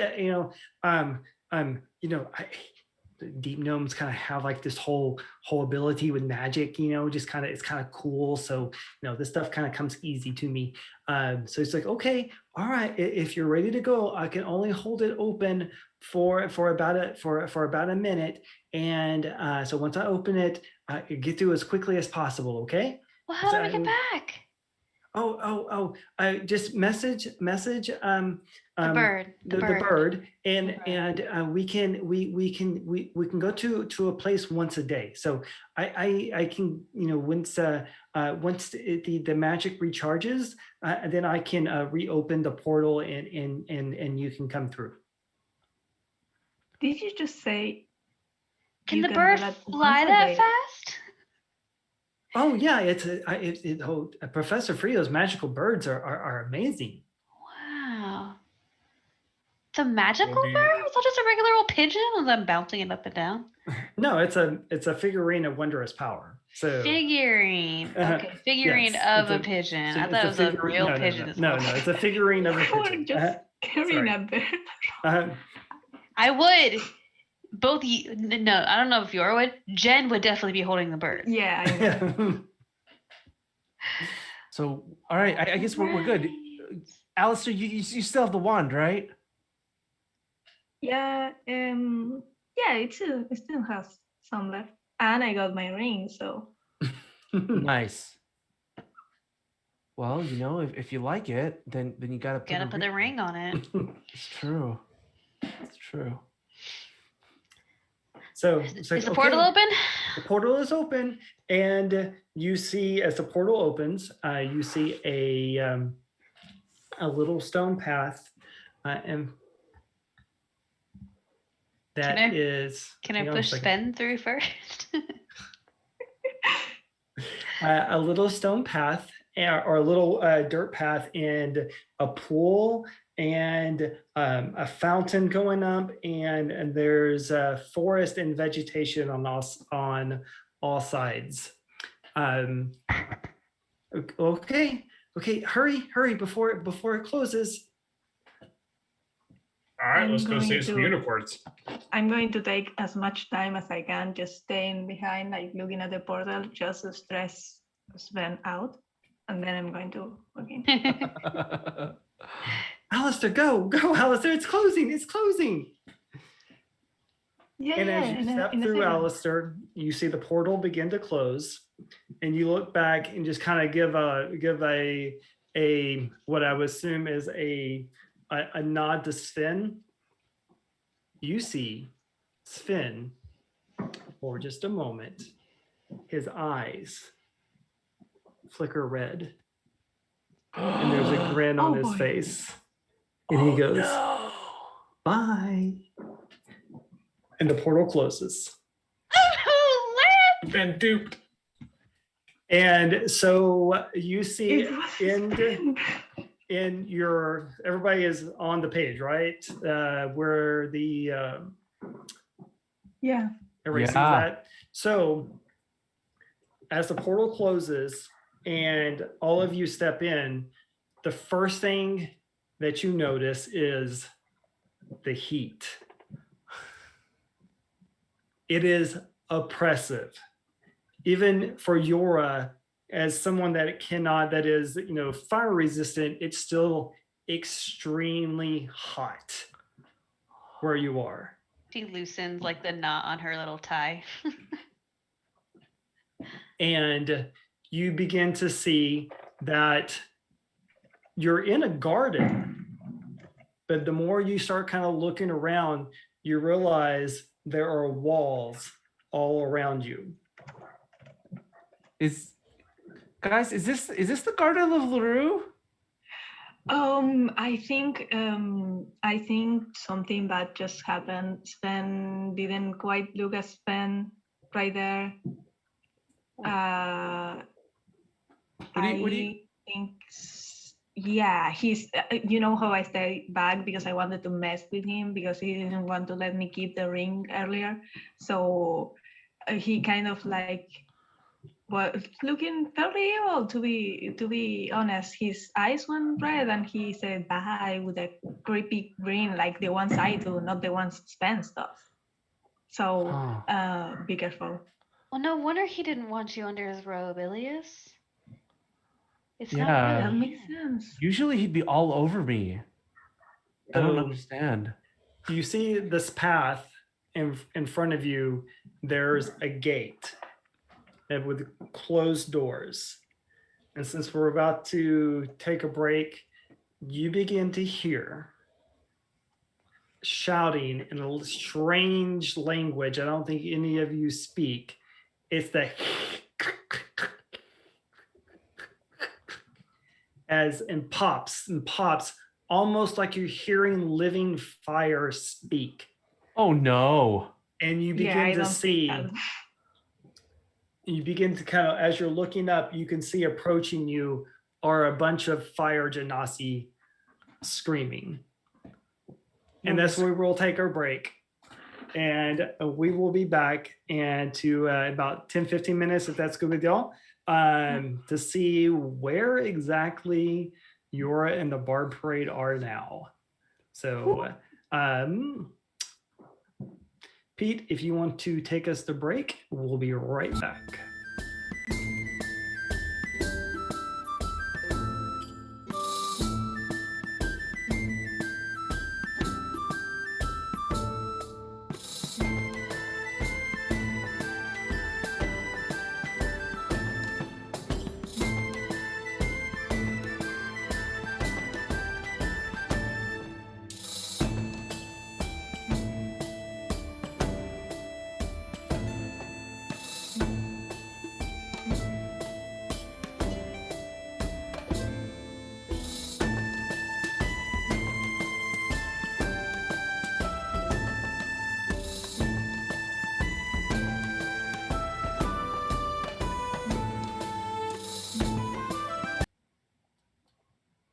All right. Welcome back, everyone. Hi. Okay. Let's figure out what's going to happen and where exactly everybody is. So as we last left off, you stepped through a portal intending to go to LaRue's garden and talk to the unicorns. Instead, you find yourself in a walled garden with what appears to be fire genasi heading towards you. They are shouting in a language that you do not understand.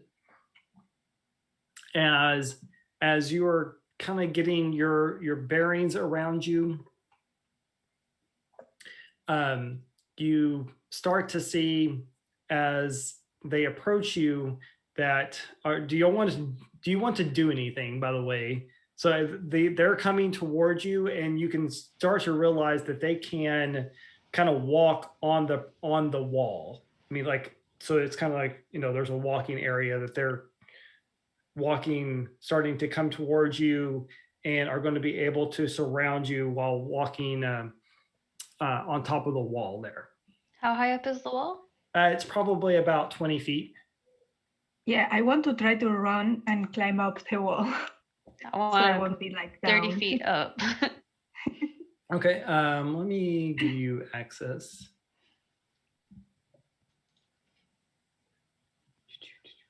And what do I I guess a history check on fire Uh, genasi. Give me 1 second.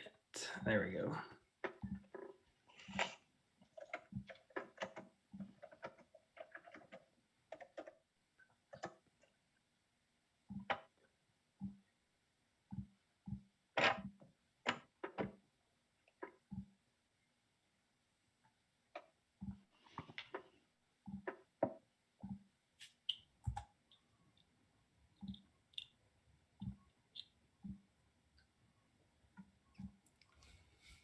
Okay, you should have access to your characters now, and so you can move them where you would like.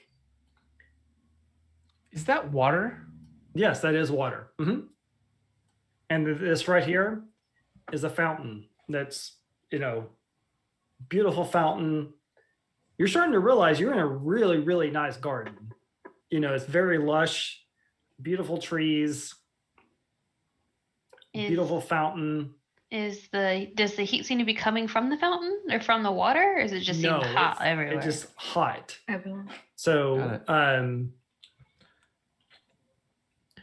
so are you going to fly up? Yora? Yeah, I'm gonna go Okay. 30 feet straight up. I'm going to show you something real fast.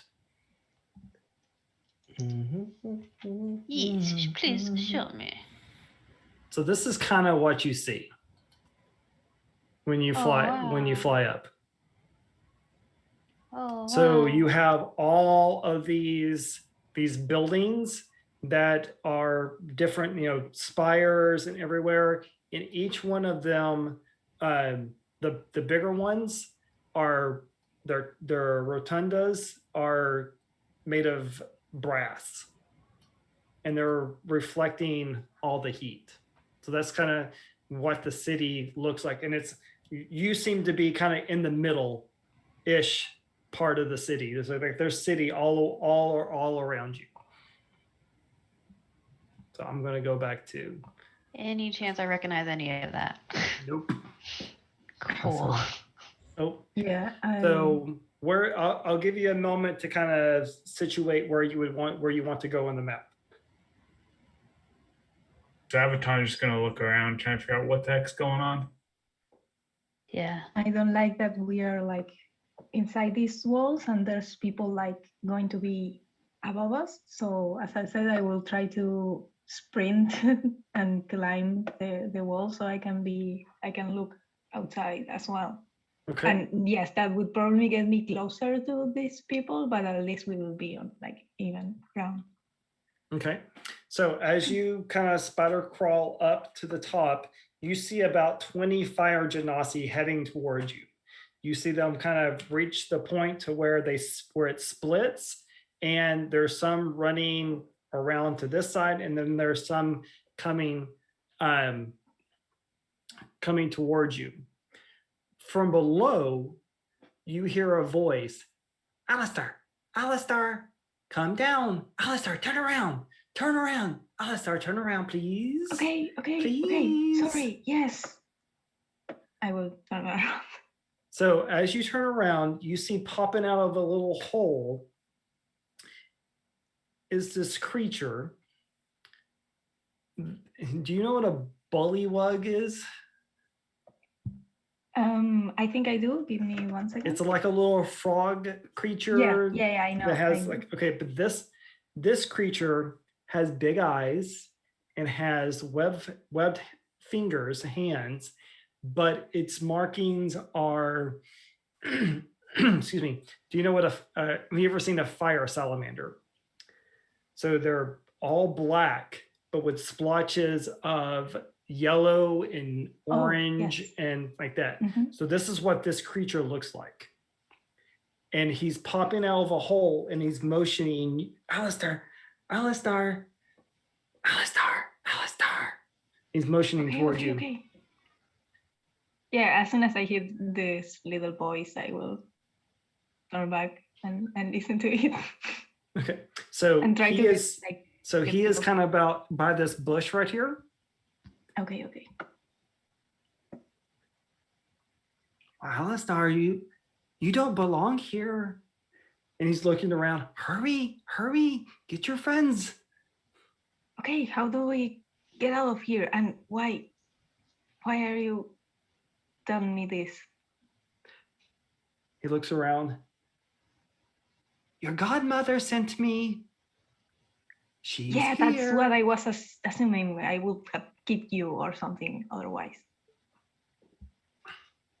She's here. does she Hurry, know hurry how- before the genasi get here. Guys, please come here. Yora will head that way. Sabaton will head that way, kind of confused. As he's walking that way, he'll look at you I'm like, speaking to a bush, probably. Yeah, it looks like The you're ones speaking that are, to a like, bush. far. not the Well, weirdest as, thing that you, we've done. as you're coming over to the bush, you see Alistar hunkered down, and there's this head of this creature, as I just described, pointing out, just kind of with his webbed fingers, pointing you toward him. Come, hurry. And then you in a broken common, you hear halt in the name of the Sultan. And as crossbow bolts come flying down towards you.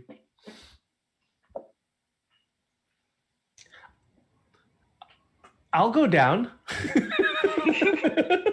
Oh yeah, I thought we were already all Yeah. following. Yeah. Yeah, So yeah. let's all go. right. You see him kind of pull down like a trap door and secure it, and there's a ladder going down in a series of tunnels, and you see him kind of, he's using his feet and fingers to kind of walk on the walls and everything, and is scurrying about. He's like, hurry.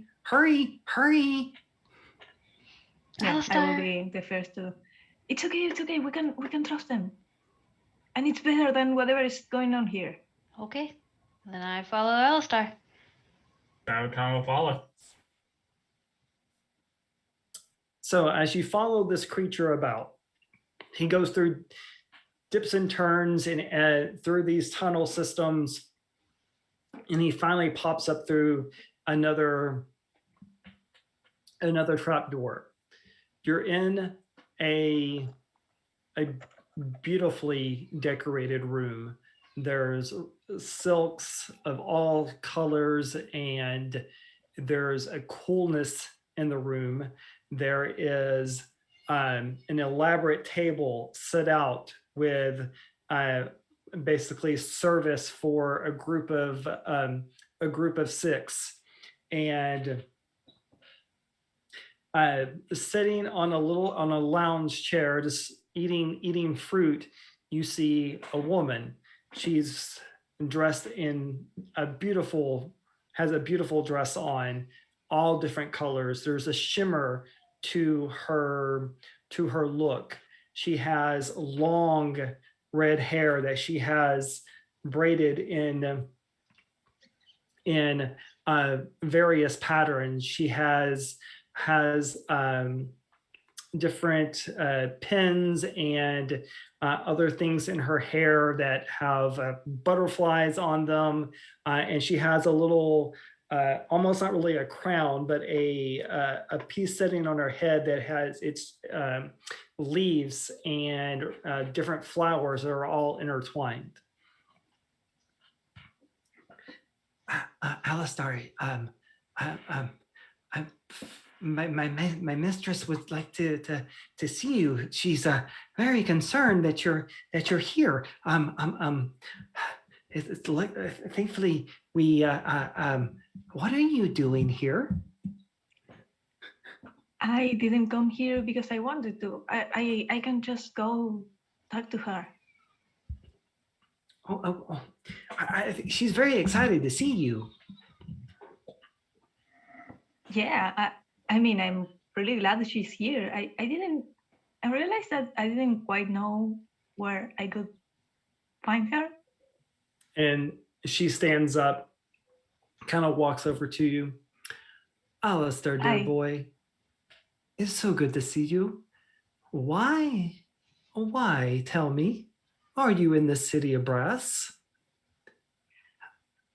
So It's not yeah, often that my godson should be in a place like this. Yeah, I didn't try to come here because I wanted to. There was a lot of crazy things going on at the school, more than I usually tell you about. So apparently someone is trying to make a right to be reborn in the our plane and stuff like that. So Dear we wanted. boy, what have you gotten Yeah. yourself into? Don't worry, I did great. Oh, I have no doubt. Yeah, But I used some of the things you told me. I like to keep track of my godson. And when you left the Feywild, I was most concerned. So where are we if we are not in the Feywild? Like different plane, I'm guessing. And Yora, as Alistar is beginning to talk to this person, you notice she has a set of wings too. What kind of wings? You would probably describe them as fairy wings. Fairy wings. Do I have any idea who this could be? Make a history check.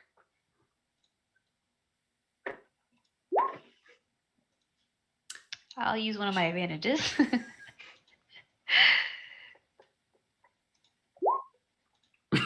No! She gives off. You spend enough time in the Feywild, and I would say, Ilias, you're starting to kind of pick up on this as well. Just the attire, the wings, and is starting to kind of pick up that she is some type of Fey folk. Yeah. Alistair, I didn't know you had a fairy godmother. Yeah, I'm not like really supposed to tell, but guess we just reached a new level of friendship because you just met her. Yeah. Hi. How are you? Oh, I am well, Ilias. This is nice to meet my godson's friends. Oh, it's so great to meet you as well. You said City of Brass? Yes. And she's pauses for a moment. And, well, welcome to the City of Brass on the elemental plane of fire. Oh yeah. Oh, that explains why it's so hot. Yeah, I don't like it. I do my best to enchant the room to bring it to a more comfortable temperature, but that's beside the point. How did you get here? Well, we were supposed to be going to the Garden of LaRue, but Sven at the school sent us here instead. I don't imagine it was a mistake. Deep gnomes are really, really great with magic, and like it's really complicated, but they're like naturally gifted with that sort of stuff. I don't imagine he would have done this he on definitely accident. meant to do this. Well, That's maybe what I was getting. He definitely meant to do well, maybe this. he knew that your godmother is here and sent us here to get help. Oh my god, do you know Sven? Why didn't you never tell me? No, I do not know Sven. Do your parents know what is going on, Alistar? No, they don't. They don't need to yet. I'm sure they will find out because like the whole library blew up and stuff. But Oh, that is quite the story, Alistar. yeah. Yeah. So where are you supposed to be again, Elias? The Garden of LaRue. We were supposed to help with some unicorns? Yeah, we need to protect the unicorns because I was going through some books to figure out what was going on with the whole thing I told you about the library blowing up and demons and stuff. And we found out that whoever is doing bad things needs unicorns. So we are the ones who get sent there to protect them and deal with that. Absolutely. Because the teachers at the school thought that it would be the best idea to just send a couple of students there instead of taking care they're of not it very with adults. responsible. No. I will agree, have to Alistar. That is probably not something you want to tell your parents. You know how much money they No. send to that school. My father will definitely hear about this. Yes. Took us like I've 6 been hours waiting. of game time to finally get that.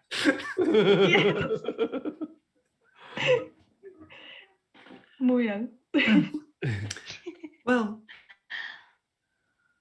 do you have a plan to get back to the Feywild? Well, I think we have a bird that we I'm a can bird. Not a send real back. bird. Yeah. Figurine of a bird. Yeah, to let Professor Frio know that we're trapped out here, but Does your bird travel across plains? I don't know. It is I was told it could get anywhere and anytime because I asked if it was going to be able to get to a day away, and I don't know. I did not Yeah. did not specifically ask about crossing plains. Yeah, I did hear that it has wondrous power. Is the Garden of Larue in the Feywild?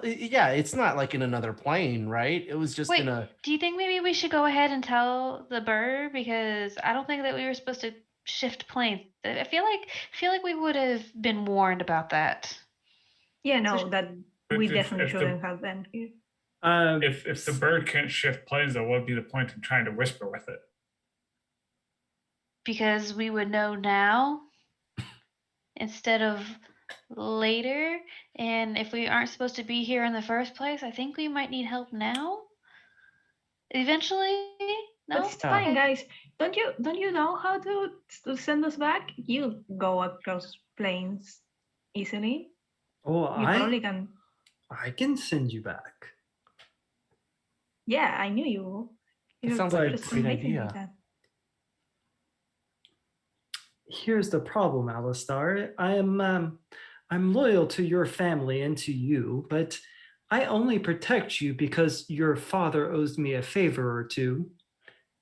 So you understand that when you ask a fairy for a favor, the fairy will want something in return. Mm. Yeah. I cannot send you across plains just as a gesture of goodwill. There must be an agreement. Thought you guys were family. Yeah, no, yeah. Yeah, I guess that makes sense. I mean, it's in line with what you taught me. So, What kind of agreement are we talking about here?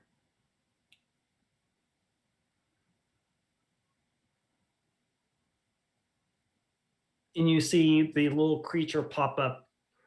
Oh, and she's like, oh, forgive me. Let me introduce you to one of my many servants. This is Oli Chazik.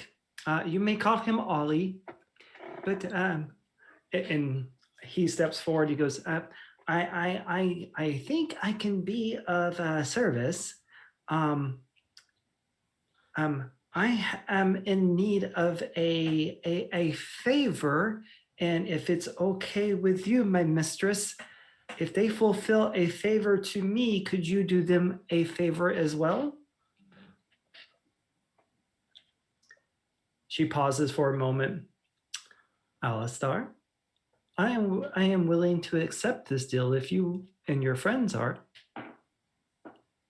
well, speak, little guy. What's the favor you need? And he kind of, if this type of creature could blush, he would. Well, my family was taken into servitude, and I really need someone to get them back. And you, Alistair's fairy godmother, for Alistar, I'm assuming that we are done with niceties. You may call me Sildy. Okay. But Yeah. um, Hilde. so here's the thing. My little friend here had his family captured again for the second time this century, and I've already rescued them the first time. Hence the reason why he is in my service. That was his favor. So I cannot do anything about it this time. But we can. And let me ask you this. Do you think... No, I'm not going to ask you. I'm going to... and Alessar will turn to the Ollie. Mhm. Do you honestly think that this is not sending us to our death or something like that? And I'm going to pay a lot of attention to the little guy to inside check him while I do it. Okay. Well, I'm kind of hoping that you wouldn't die and that you could rescue my family. I hope you wouldn't die, but I just needed to give you. I mean, I have a favor that needs to be done, and if a favor can help you out, maybe you can. You can at least try. Where is your family? They're on the. There's a Tlin Kali a camp outside of the city. My kind, they are we're immune to fire, and so the Tlin Kali aren't. So they capture us and make us work in their mines. Got it. Okay. Is there a bush tunnel that we might be able to take to the camp? I can get you close, but they're really strong and much bigger than us bullymanders. So we really can't fight them. No, that makes sense. But we'll be able to. Okay. I was hoping there's 4 of you, and I don't think there's many Tlin Kali that I'm hoping that you can rescue my family. We can definitely do that. That's not an issue. Right? Right. As Right. long If I was as to we a don't fight, take, the more the as long merrier. as we don't take much time, I suppose we'll be fine. Because remember, we need to get back quick to the Yeah. unicorns. Yeah, That's the most let important thing. yeah, let's go and make haste. Let's do it quickly. Yeah. So Oh, I guess it's a deal. that's amazing. Do you it's awfully hot during the day. Well, it's awfully hot during the night too. But I mean, it does get a little cooler at night. Perhaps we could rest and I could take you there tonight. That sounds like a wonderful idea. An amazing idea, really. Absolutely. Ollie, Yes. I was wondering, do you know how to make fire? No. It's pretty much all around us. So if we want it, we can usually just go get it. We can get fire pretty much anywhere. Yeah, it's you just stand around long enough and hold something in the air, and it probably will catch fire pretty soon. Got it. That's good to know. Is there anything flammable around? Oil? And you see his eyes is like, no. What? No, No? you're crazy. We don't bring oil out here. Oh, that's too bad. All right. I was just thinking that since the what are those people called again?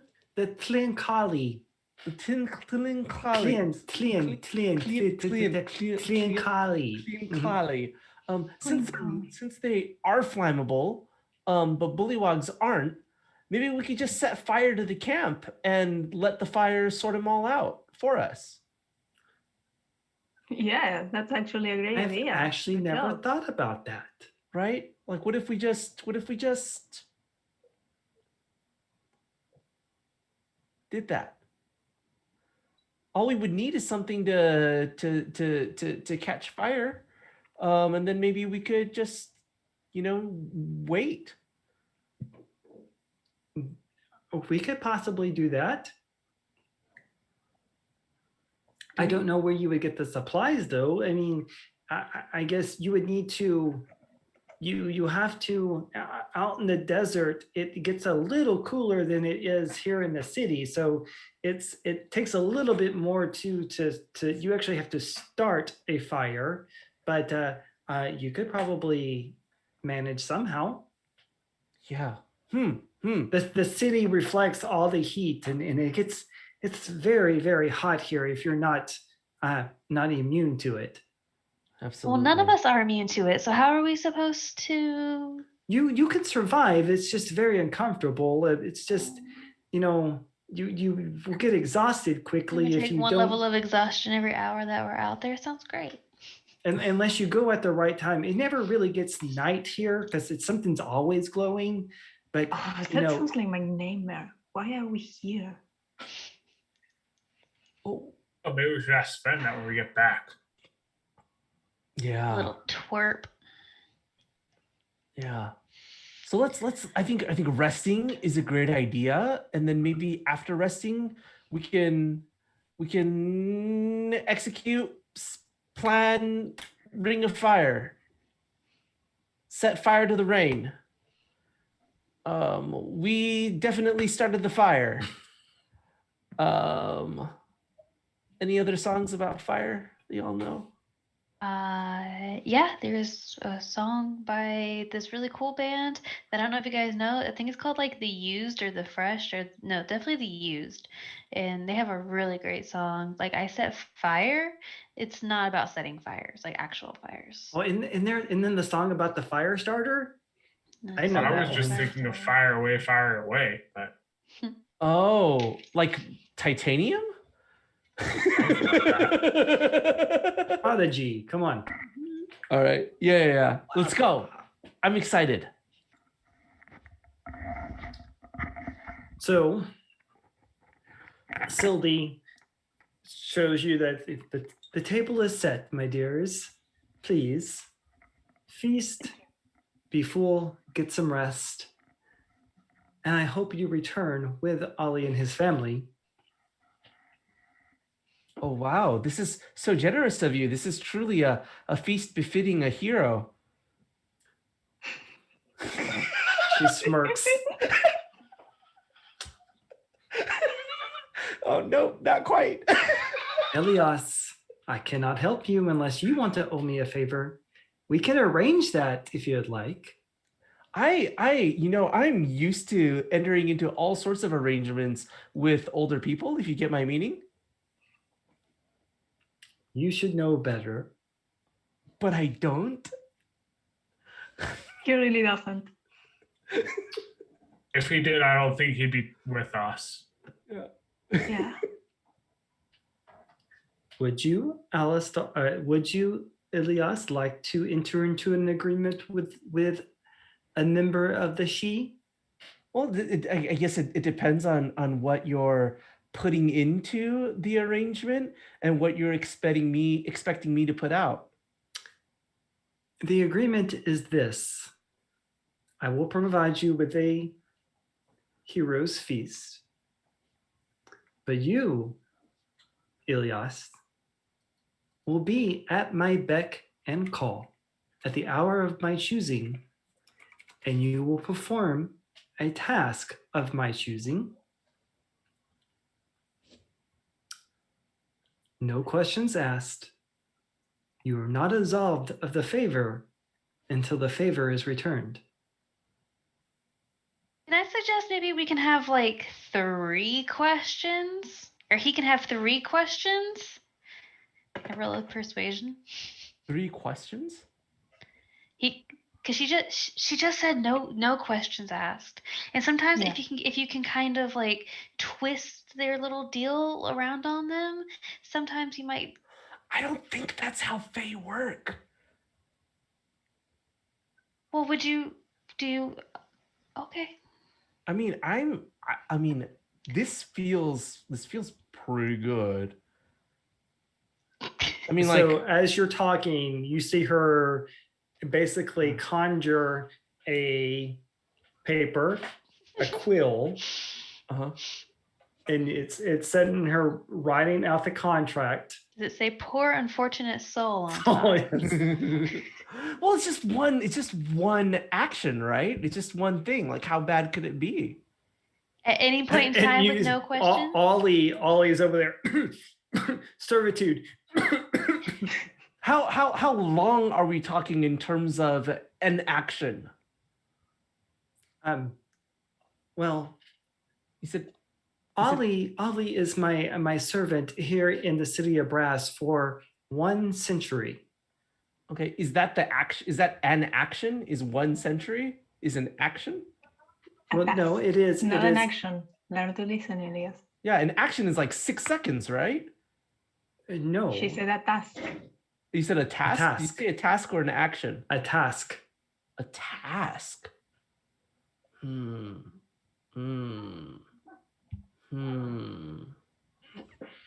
I mean, we can wait for her to write the contract and I can help you go through it.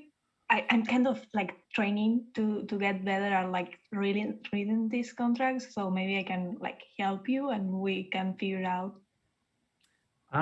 Alistar, that would be providing a favor without having a favor in return. Damn, So, you're young right. Ilias, you would owe 2 favors. Is that something that you would wish to do? Well, but I would owe you a favor, and then I would owe Alistair a favor. Is that correct? You will owe me Yes. a favor. Yeah. Yes. Yeah. That would be I'm o- fun. Yeah, I'm okay with owing Alistair a favor. So if I allow Alistair to negotiate the terms of the contract on my behalf, I would owe him a favor. Yes. Yeah, that's fine. We're bandmates. Alistair always has my best interests at heart, right, Alistair? Family. Yeah. Yeah. Hashtag family. I don't know what a hashtag is, but it sounds right at the moment. Is that like hash browns? Sounds Yeah. sounds like the Absolutely. new band name. This feels great. Come on, Alistair. Let's negotiate some terms so I can get this delicious food down my throat. Let's go. So Alistair. I will need to see the contract. Okay. Very well. The contract is for 1 hero's feast, deliverable to Ilias Hufflehoof, and in return, he is charged to complete a task of my doing upon the request of time and place to be negotiated solely on my terms and to complete the task solely of my choosing. Alistair, the benefits of a hero's feast only last for like a day. Wouldn't it make sense if we could try Yeah, to I was. yeah, Yeah. we try to make sure that the task takes no longer than a day? Okay, so out of character, I was Mhm. listening to that and I have a question that has to do with language. So Sure. I'm hoping you guys can. So I was listening carefully to the way that was worded also. And at some point, she said something like, if this is like going too far, tell me and I'll just renegotiate. But she said something like a task of my doing. Like she seemed to imply in this written contract that she will be the one performing the task. My Actually. choosing is the word. No, she said she's okay. So if that was just like a Yeah, slip of the tongue, yeah, I will forget. sorry. Okay. I wanted to see if I A was, task of like, my choosing. understanding. Yes. Uh-huh. Okay. Mhm.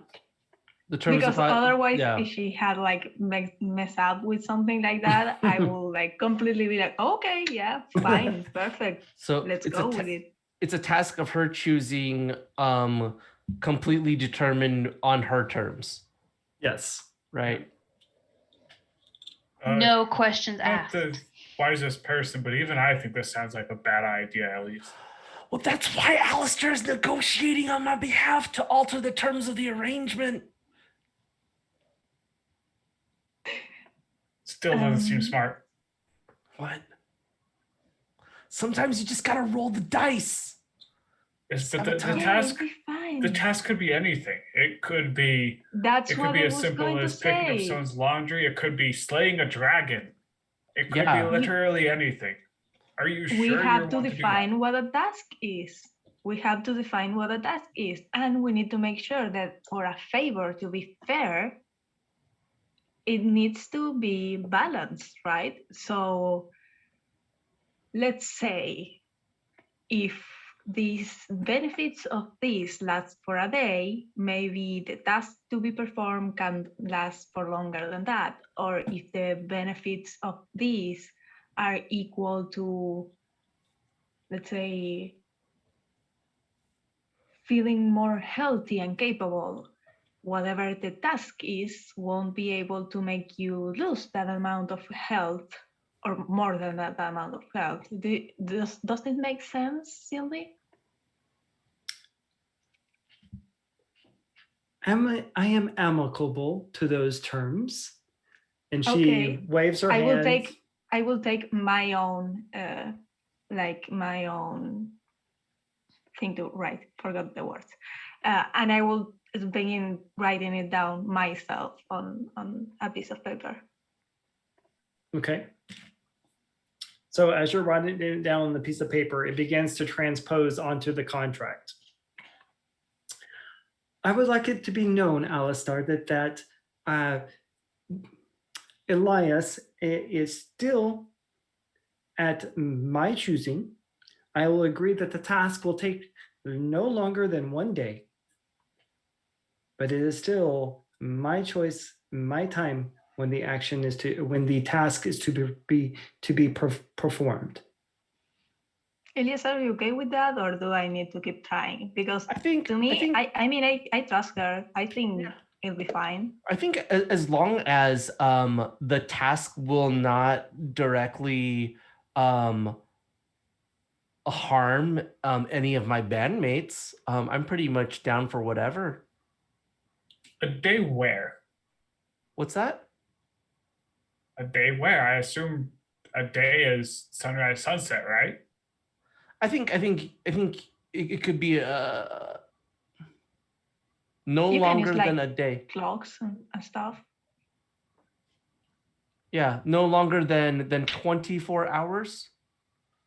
So she makes an hourglass appear. This will be your time. It is the equivalent of 1 day on the prime material plane. Yeah, that sounds legit. Come on, it's your godmother. It's not like I'm entering into a pact with some sort of fiend. We should be good.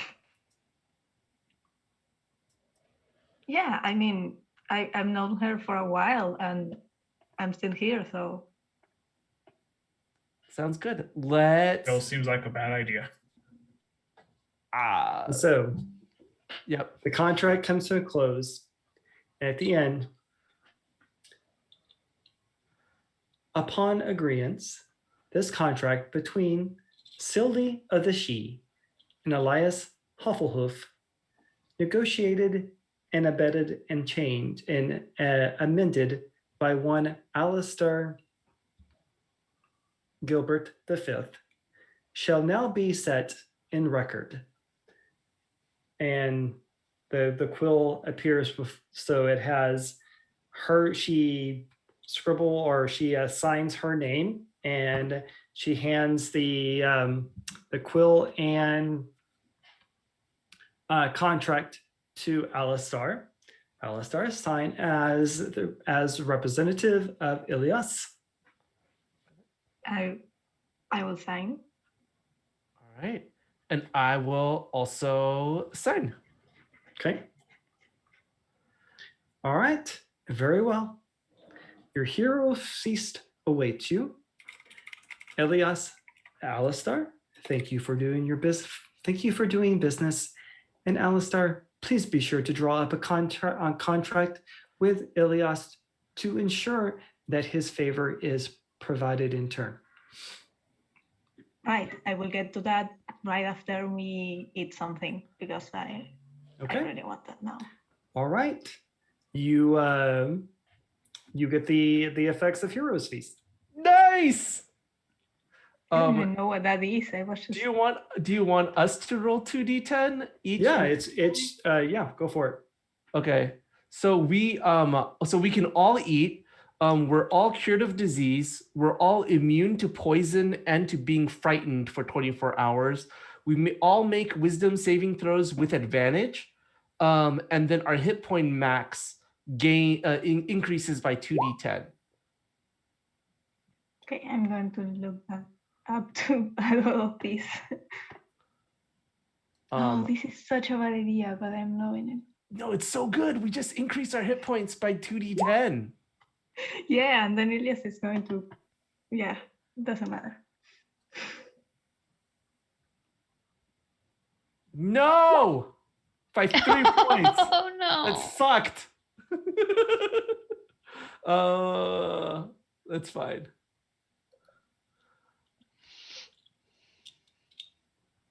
Three hit points is better than no hit points. You got 12. So 3. Down 11. That's pretty good. I mean, it's Yeah, barely above an average roll, so I'll take it. this is true. Lance, we can only use advantage on d20 rolls, right? Correct. Nuts. What is Okay. it? 2d10, right? 2d10. Yep. Correct.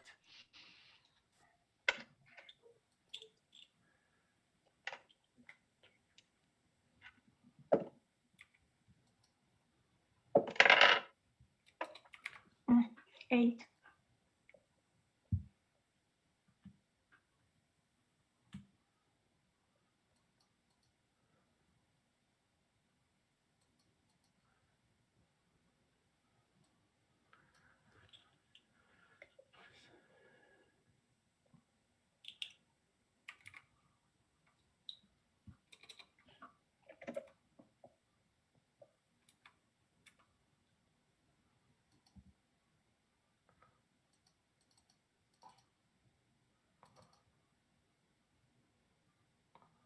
Sounds good. Okay. All right, you have your Heroes Feast. You get some rest.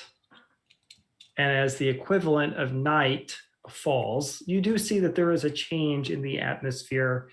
The breeze is less hot, and it doesn't go completely dark, but there is a definite change in the way the city feels at this point.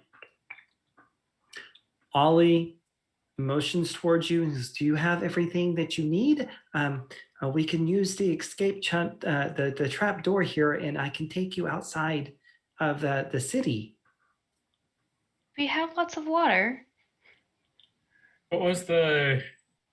For reasons, what was the length of the rest? Just a short one, I'm guessing? Yes, it would be the equivalent of a short rest.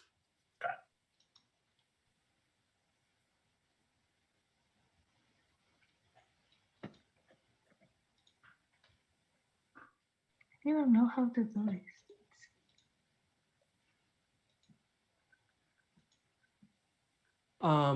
Did anyone else want to heal during said short rest?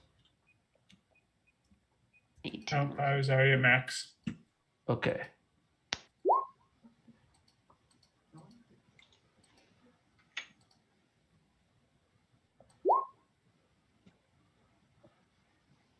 Oh, so it was going there. Fun. Yeah.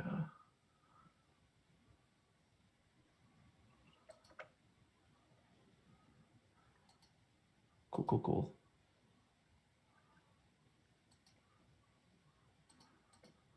All right. I think we're good. 5E.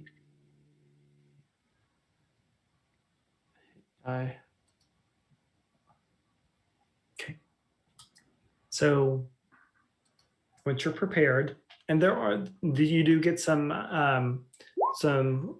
water skins that Sildi and Ollie are able to find for you as it came a kind of as part of the heroes feast. You know, you need water, and you start to head out. So Ollie takes you through the tunnels. You pop up and you're about and you turn around, you're about 200-300 yards outside of the city. So the city is kind of set in the base of some mountains. So everything outside the city is desert. There's actually, you can see like there's fissures in the land where flame is shooting out of it lights up the night sky. He's like, stay away from those are dangerous. Just stay on the path and you'll be fine. And you can see that there are, not far from where you are you can tell in the dirt that there is a path leading from the city out into the desert. On one side of you is the edge of the mountains. And he's like, yeah, that's where they take all their prisoners and have them work in the mines to get the gems and precious stones that the Tlinkali then sell in the markets. Tlinkali. Tlinkali, yes. Tlinkali. So so I will stay here at the hatch waiting for your return. Just head out that direction and you'll go straight to the camp. How many people are in your family and how should we look for them and find them? Would they look like me? And I have about 8 people in my family. And do you know how many they have in that count? I don't. It's they like to keep about 10 to 12 of us all together, working, and so I'm hoping my family is still together. But you should, if you find any other Bullymanders, then go bring them back, please. That was not a part of the deal, but we'll do our best. Well, I'll be here waiting. Yora goes forward. Sabaton will too. So as you're approaching, kind of everybody make a stealth check for me, Oh, just to see how quiet you are approaching. Am I still dealing with that -2, or is that No, that is the effects of the hero feast pretty much did away with that. Cool. 5. Yeah, I'm feeling good. If I'm in the air or like higher up off the ground, like always. Well, Wouldn't you be, more yeah. noticeable? As you flap your wings, you're just causing dust to be kicked up around you. 11. Okay. 14. Okay. So as you're approaching, let me get everyone over to that. You begin to see a wooden reinforced camp, basically. I'll bring up the map here in a second. So you're approaching from the side and you see these wooden walls that have like have been capped with with metal, so they come to a point. And so there's this camp there that you see. And you get to learn what a Tlenkali is. Oh no, it's a bunch of Scorpion Kings. Oh. No. Oh. So this is the camp. Let me give everyone access to their.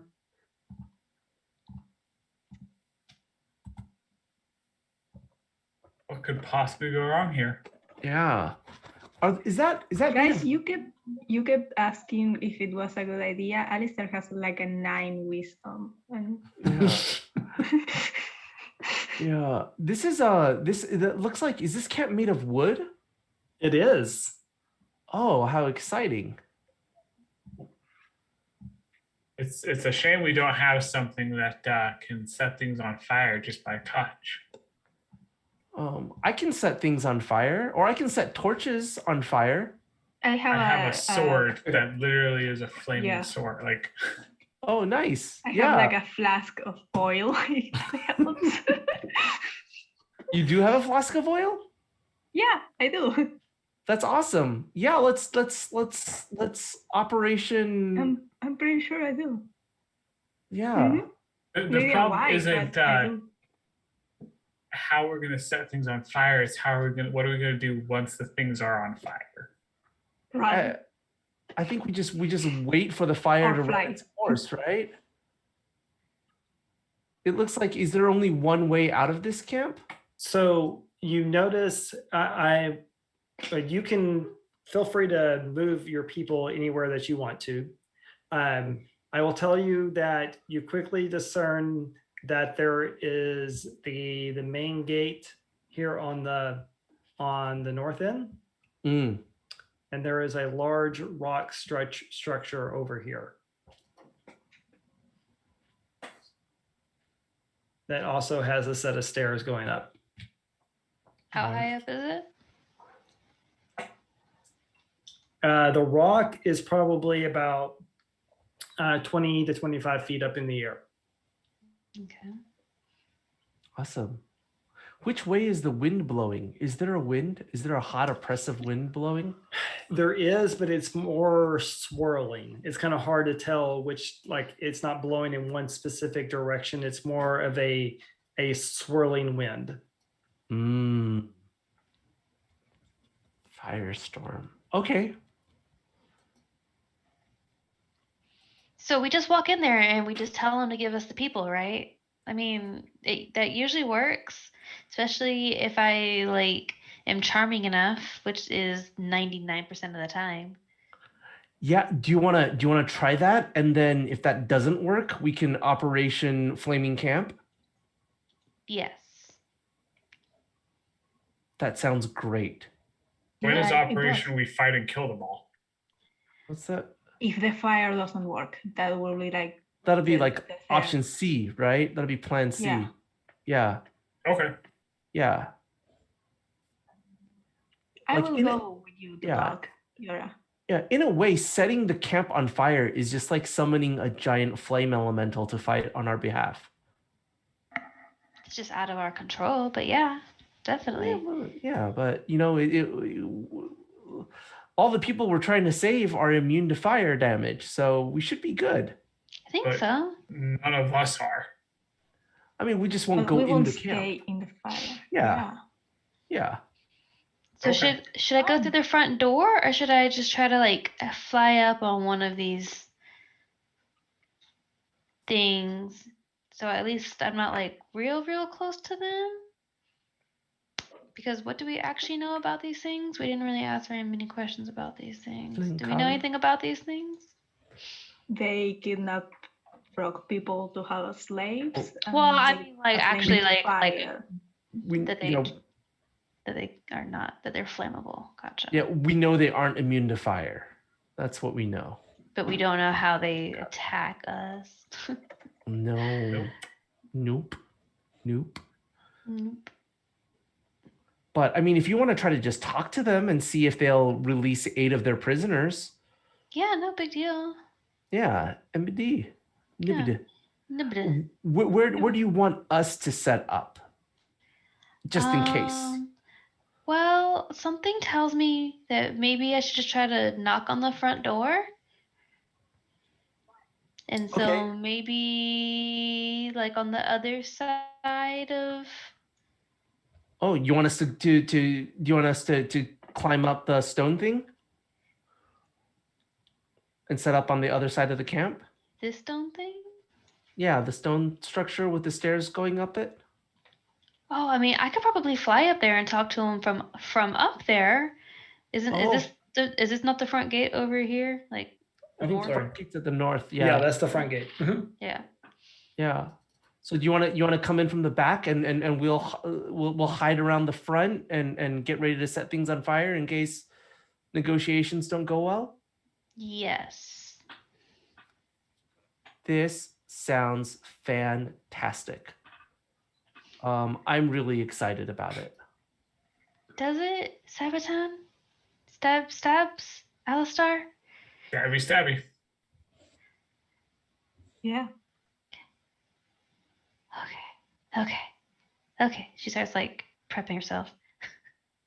to be Sure, you've got this. You're gonna do great, and you get bardic inspiration. Woo! Wow, this is what this feels like. And yeah, I'm gonna start flying. Are the squares right or? Yes, yeah. I put this does have the right distances on it. Okay, cool. And I'll start making my way over there to get up on And I top will of the thing. I will start making my way around the front. Yep, Sabaton will start making his way towards the gate too.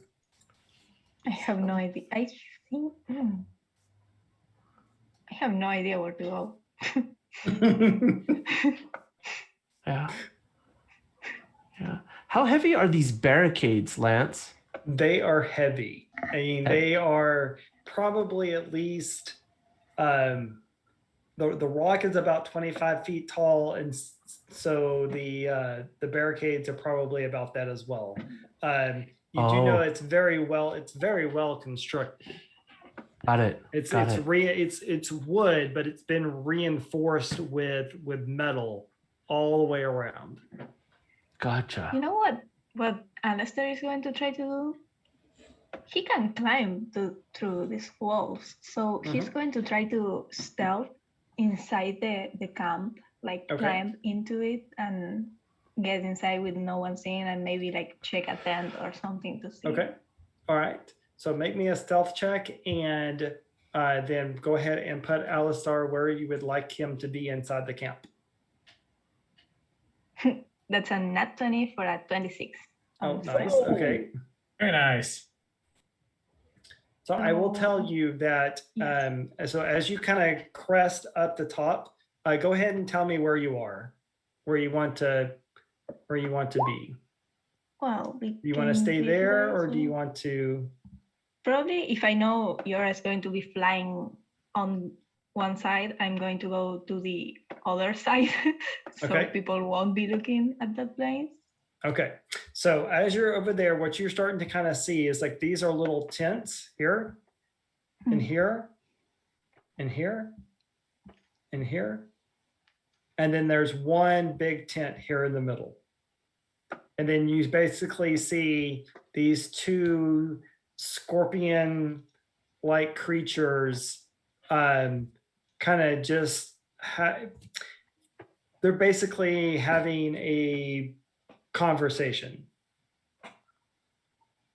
Can I listen in to their conversation? You wouldn't be able to. They're making that same click, sound that the fire genasies were making. It's Ignan. I don't think anybody speaks Ignan, so. No. Well, that's infernal. Ignan's type of primordial. Wrong plane. So, do I get a sense of where the frog people. You do not movie? see any, as from where you are right now, you do not see any creatures that look like Ollie. I'm calling them bullymanders. Yeah, I'm calling them frog people. Okay, bullymanders. If I can, like if I see no one's noticing me, while Yora starts talking, I'm going to get close to the tents and like try to Okay. like peek inside and see if there's something. Okay. So Yora, tell me whenever you want to start the show, and we'll see what happens. What do I see when I get to the top of this So, stone thing? like Alistar, when you get up there, you see there is a little walkway up to the this kind of area that because it's wide enough for basically a medium-sized creature to walk on. You see these creatures sitting here and are standing here kind of in the middle of the camp, and they're in an animated conversation. You do not see any signs of any creatures that match Ollie's description.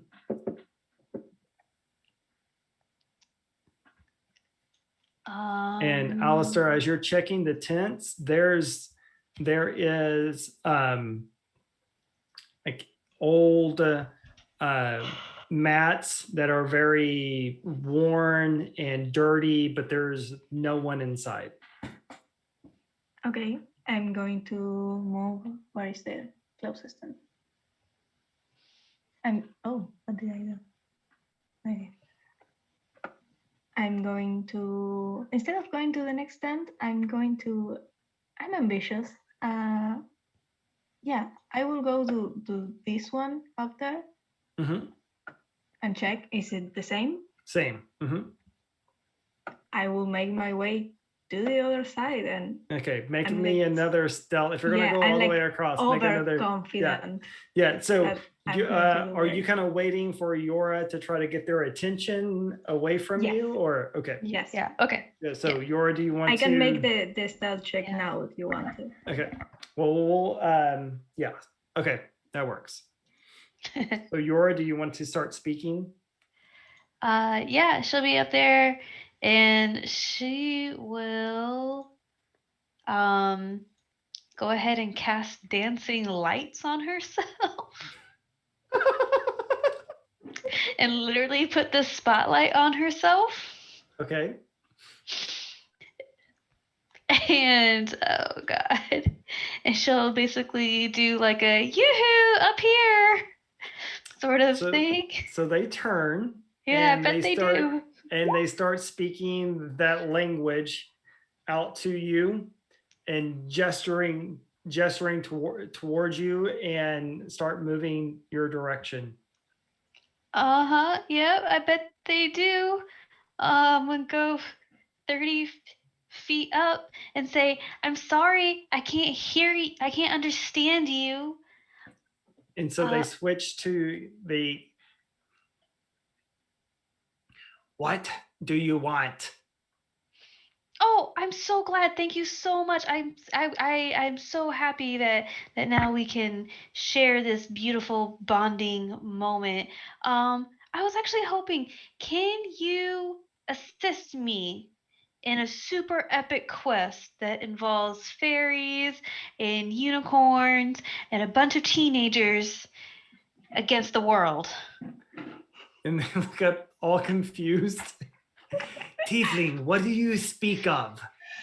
Why are you here? Oh, because I'm on a quest where teenagers are against the world. And I need the assistance of very strong and noble creatures.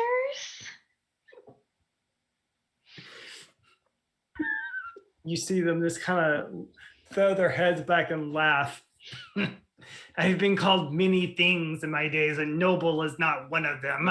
Well, maybe today can be your day. Your day to be the best you that you can be. We are fine. Move along, tiefling, No, before you no, become you haven't part of even. the gang, What gang? the mines. Unless In you the want to be mine. spending the rest of your life No, hauling ore. no. I mean, that's not really what I'm here. I prefer to be the adventurous and outgoing ones that save families, and that's what I'm here to do. Have you seen a group of about 8, 9, maybe 12 of the bullywags, Bullymanders. bullymanders, bullymanders, the Yes. frog people? Yes, you do. You know where they Yes. are. Can Yes, you and they please are. point me in the direction, or please They are- release them to me? I gave my word that I would get them home, and I would hate to be made a liar of. I will let you make a persuasion check. It cannot be less than an 18. Well, that you're still going to have to roll. I mean, To see how much they laugh at you or not. yeah. And with disadvantage, I mean, like, I'm sure you have advantages, but this is going to be a straight roll. Cool, 26. 26. They are our property. Yeah, okay. I mean, that's really, see here, I I am don't willing think to we'll, sell them to you, though, for the right price. okay, what would be your right price? Because I happen to know of a fairy godmother who's giving out favors.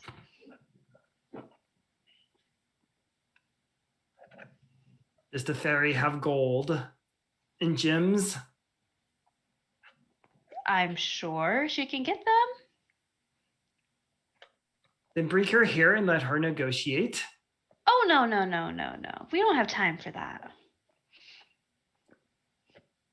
The Bullymanders are our property. If you want them, and you wish to negotiate, bring your negotiator so we may begin. I'm the negotiator. I'm the negotiator, and the people who are outside of the walls here, they're the ones that don't they don't mix words. They only mix swords and blood. And you see how they kind of reach into their armor, their natural armor. One, they both bring out a long sword and they both bring out a spiked chain. Have them try. Well, there's hundreds of us. I assure you they are not. Otherwise, they would already be food for our pets. What pets? Pets. Alistair, who's like, like looking into one of them, is like pets that eat people. So as this conversation is going on, and as Alistair is going through all the different tents here, you still haven't found anybody. Is there anywhere else that I'll give you one more place that you can move? You know, I really, really want to go see that big tent. But to do that, I feel like I will and not be seen.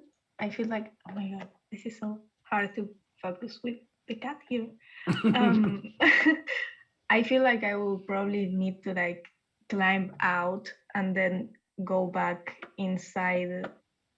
So the big tent is like going in this way. So the big tent is like covering me up, and it's not like, oh, I'm going to roll stealth as I walk right in front of them. So I will want to say check that everything. as you worked as you're listening to Yora, how this conversation with them, that you're working your way kind of around the periphery of this camp, And as you're you get over here, you duck behind some crates here, you begin to hear murmuring and like whispers coming from the inside of this tent. Okay.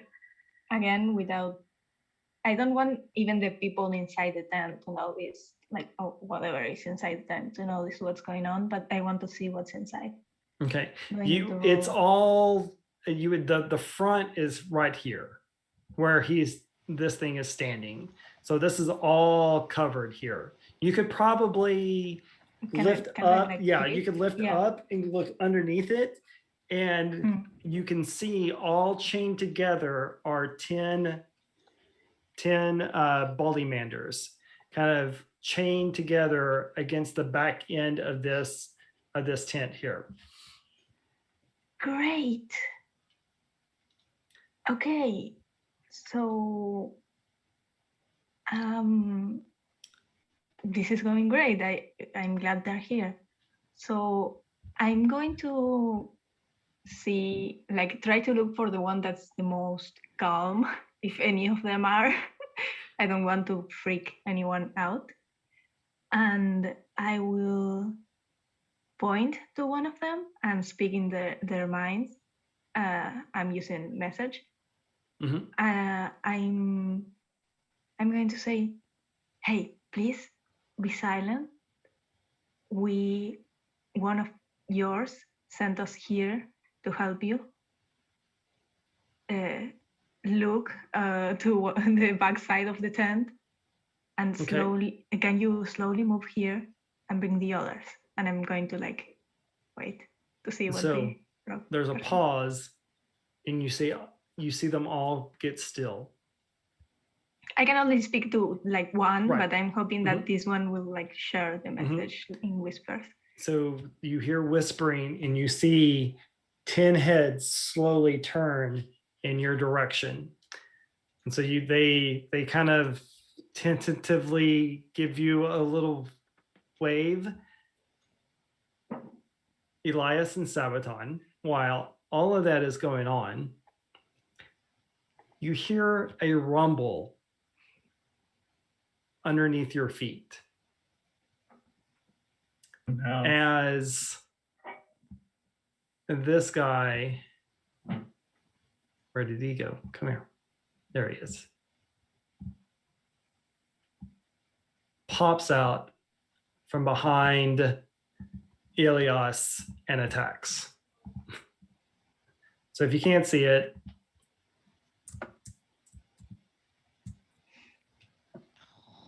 Fun. Ooh, Scorpion. Fun.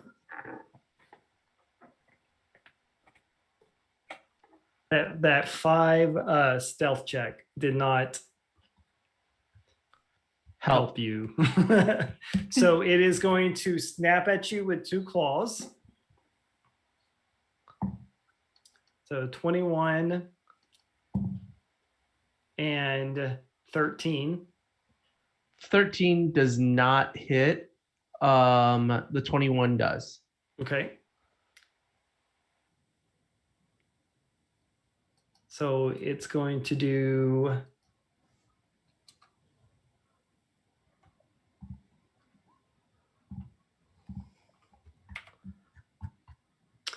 is going to do 8 bludgeoning damage, and I need you to make a dexterity saving throw.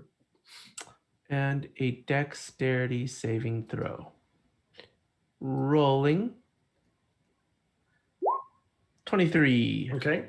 So it attempts to grab you in its pincers, but you manage to wiggle out of the way just in time for the tail to come down flying towards you. Haha. And that's an 8. So it will miss you. So the tail stabs into the ground. Gotcha. Okay. 3 So- attacks. What? I said Yes. 3 attacks. That's brutal. Mhm. So I will need everybody to go ahead and roll initiative. Okay.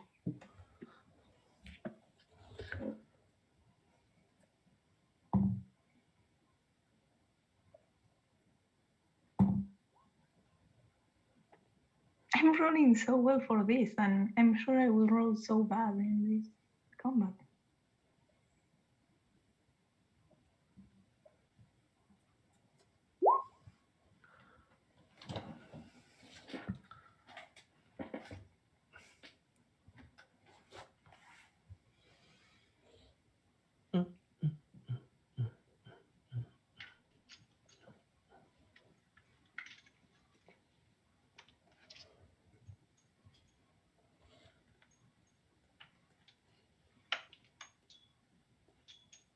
So Sabaton and Yora, you both have 7s. So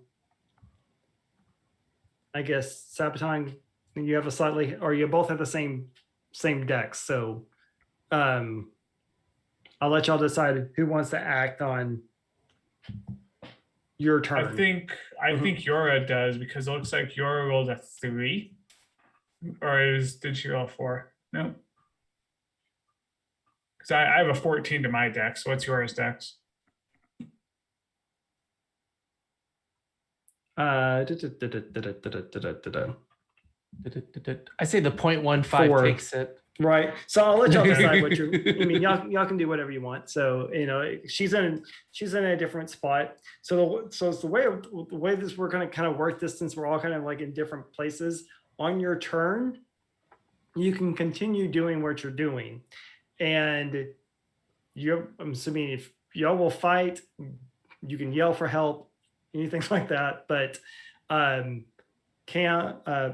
and Jen do not know that y'all are in the middle of a fight right now, so you can continue doing what you need to do.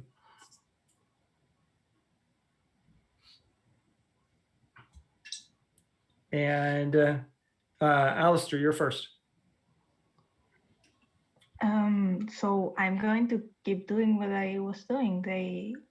I asked them to move. Okay. Move closer. So they move closer. You will notice that you'll have to do something to. You can stick your head under the tent, but you would need to do something else to. There's not enough room for them to get out from under the tent. What's the tent made of? The tent is made out of a hard hide.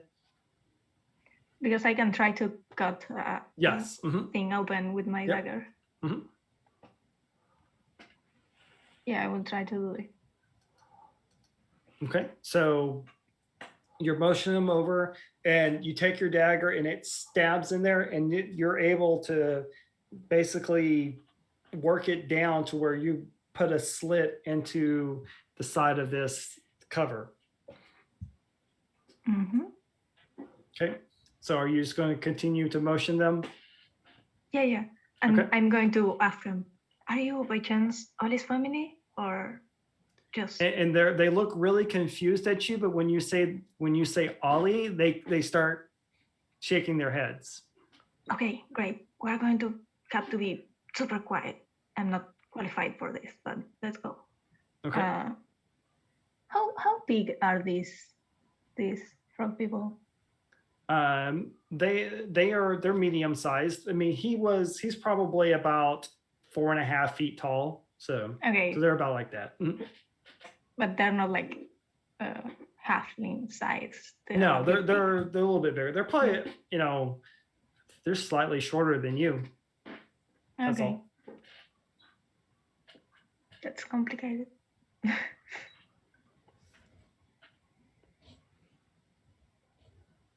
Okay, yeah. Mm-hmm. Okay. That's I assume there's not much else I could do just in like one round, but I'm going to keep doing this. Okay. That's so Ilias, you're up. Fantastic. I will attempt to hit the scorpion dude. Okay. Yay. 14 to hit. That will miss. That will miss. That will be my turn. Actually, bonus action, Sabaton. This guy's pretty hard to hit. I hope you have better luck. Take a bardic inspiration. Great. I'll totally take that. Oh, I just disappeared. Sorry about that. Hang on.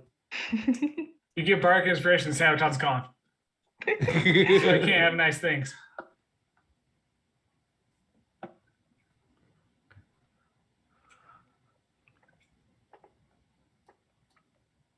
There you go. Yeah.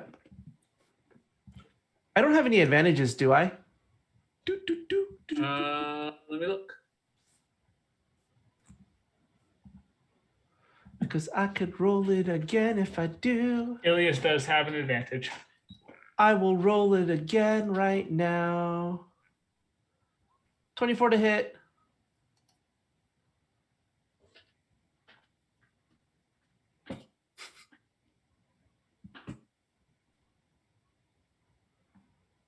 So, Sabaton, if you want to kind of say that you're circling behind him, that's not a problem. So there's this pretty much desert Got to it.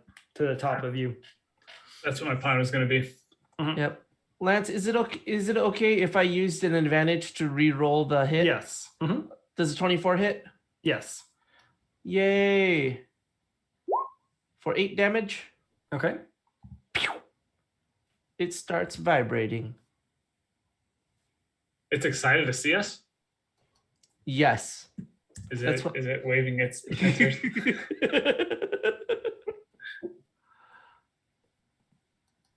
Okay. So Elias went. So this guy over here,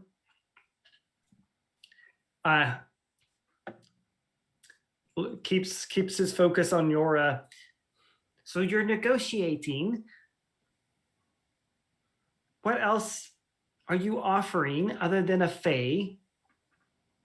What do you mean other than a fey? What else could you possibly want? Gold? Fine, we'll get you gold. Not a big deal. Then bring me the gold and we will discuss how much are you offering. These slaves go for 1,000 gold each in the markets. Okay, well, maybe we'll have to figure out like a payment plan, but it can happen.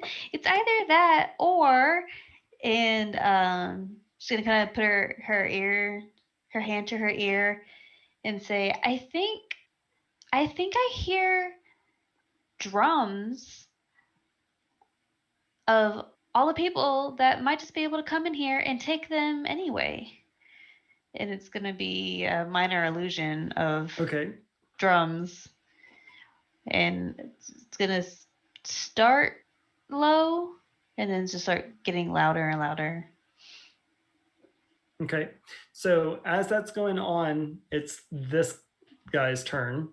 So he's going to walk over and you see him, his action this turn is that he's just going to be, you can see him turn to his partner and they begin having a conversation.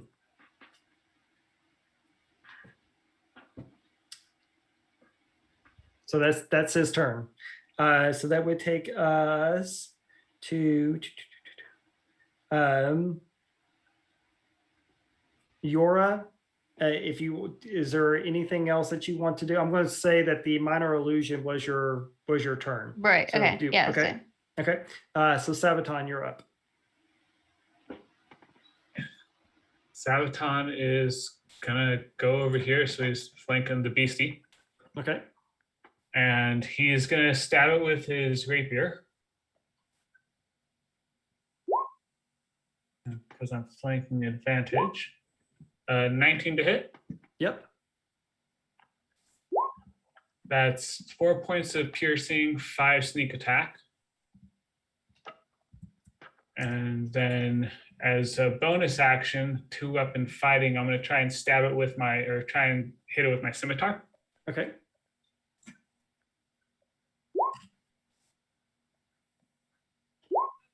Uh, 17 to hit. That will hit. 8 points of slashing damage. Okay. And so now it is its turn. So it's going to turn and face you, Sabaton, since you were beating on it. And so one claw swings and tries to grab you and misses. 20. Yeah, that'll hit. So that will do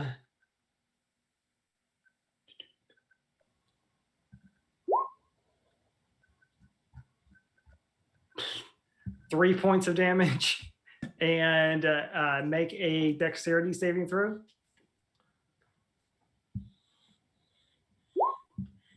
13. Okay, that saves. So you avoid the grapple, and then its sting is going to come down and try to hit you for 20. Ooh, yeah, that'll hit. Okay, and so that'll do 8 piercing damage, and then I need you to make a Constitution saving throw. Is the Constitution for poison? Yes. We're all immune to poison for the next 24 hours. Oh, there you go. Heroes Feast. Rolled a 17, so but I'll take the immune. Yep, and you still would have taken damage, but there you go. Right. It's the stinger hits you, and you can feel the poison coursing through your body, but then you remember that this glorious meal that you just had, and as the poison has no effect on you. It was a great deal. See, guys? All right, Alistair, you're back up. Oh, really? Okay. I'm going to try to, as I start getting them outside, I'm going to try to look for ways for us to leave, because I don't know how stealthy these guys you do are. notice that they are all chained together. Like they're wrist to wrist and ankle to ankle. And so as they're kind of starting to move through your slit, they are starting to make noise. I will stop them. And remember that if one of us is able to do something about it, it's definitely not me. But okay, we'll have to find a way. So I will say, Yora, at this point, your passive perception is probably good enough to notice that you see Alistair doing something down there, and you see a Bullymander's head start sticking out from the tent. Oh, okay, then me and my dancing lights will start moving. Well, down. hang on one second. okay. I'm just saying that you're Gotcha, seeing okay. this. Yeah. Alistair is continuing to try to deal with this situation. Do you want to, Yeah. Is there anything that you want to do other than stopping them once you notice that they're starting to make too much noise?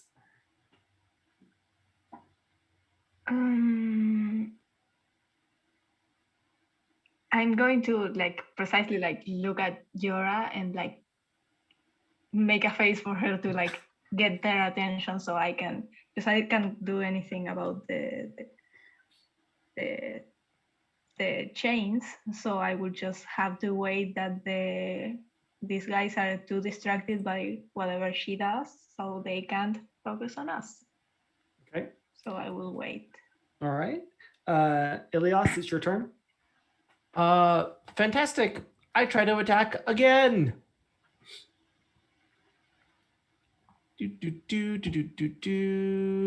Attack. Ooh, I don't think a 13 is going to hit. You have advantage because you're flanking. Ooh, I have advantage. Let's try again. Uno más. Nope, I don't think a 10 is going to hit. Nope, both of them are your swing misses. Are you going to move or do anything? I will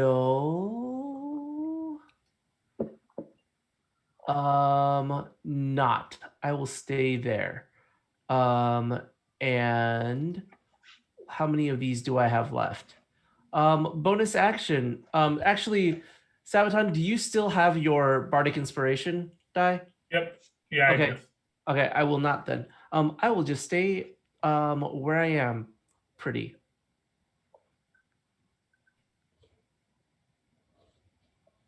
That is my turn. Okay.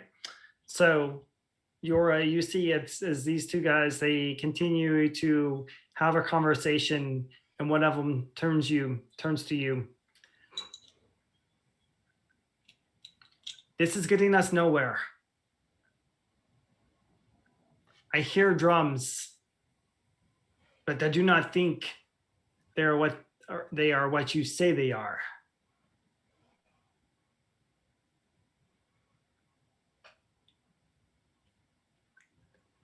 Are you going to pay us for our property or not? I mean, I have no problem paying you if your prices weren't so ridiculously inflated. Tell me, and I'll be like moving down this way with my lights moving. 10, 15. My lights moving with me. I think that's 30, and hopefully I was able to do that. I can't really. Okay, Yeah. cool. Mhm. I couldn't tell if it was like if it like went down, whatever.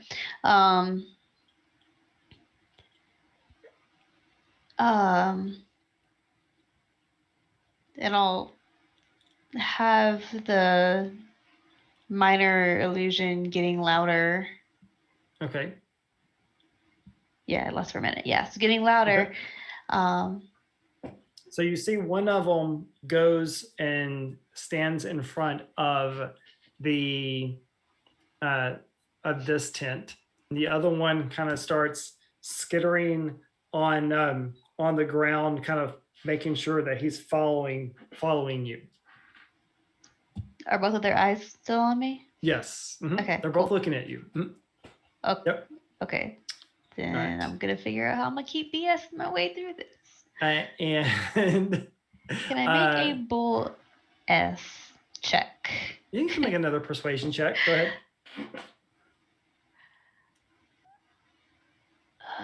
Because you can still roll a nat 1, but I guess we will play by the rules that technically you cannot critical fail a skill check, because technically you get all your bonuses. So Right. Yeah. So I got 18. 18. Okay, you see that your hold on them is starting to waver a little bit. Fair enough. Okay. Like starting to become, you can sense they're becoming agitated and annoyed with this conversation, but you still have their attention. Okay. Okay. So now it is the giant scorpion's turn, and Sabaton, he is going to continue to try to pick you up. So I haven't gone since it attacked me. Sorry. It is your turn. I'm sorry. Okay, cool. Mhm. I'm gonna attack it. I like being attacked by it, and I'm gonna return the favor. That will hit. And that will hit. So that's 11 points of damage, 6 for the piercing, 5 sneak attack for the rapier. And then as my bonus action, I'm gonna swing at it with my scimitar. Okay. That will hit. So another 9 points of slashing damage. Okay. It is looking very rough and very annoyed at you. So it is going to try to miss and miss. And Sabotage is just gonna laugh in its face. And then it starts to try to hit you with its tail again, but stops when because it's realizes that, oh, you know what? It's actually going to try to hit you again. And it hits you. So wrong button. I'll be. How good was the roll? Out of curiosity. I rolled an 18, so plus 4 would be 22. Never mind. Yeah. So you'll take 10 points of piercing damage, but no poison damage. All right.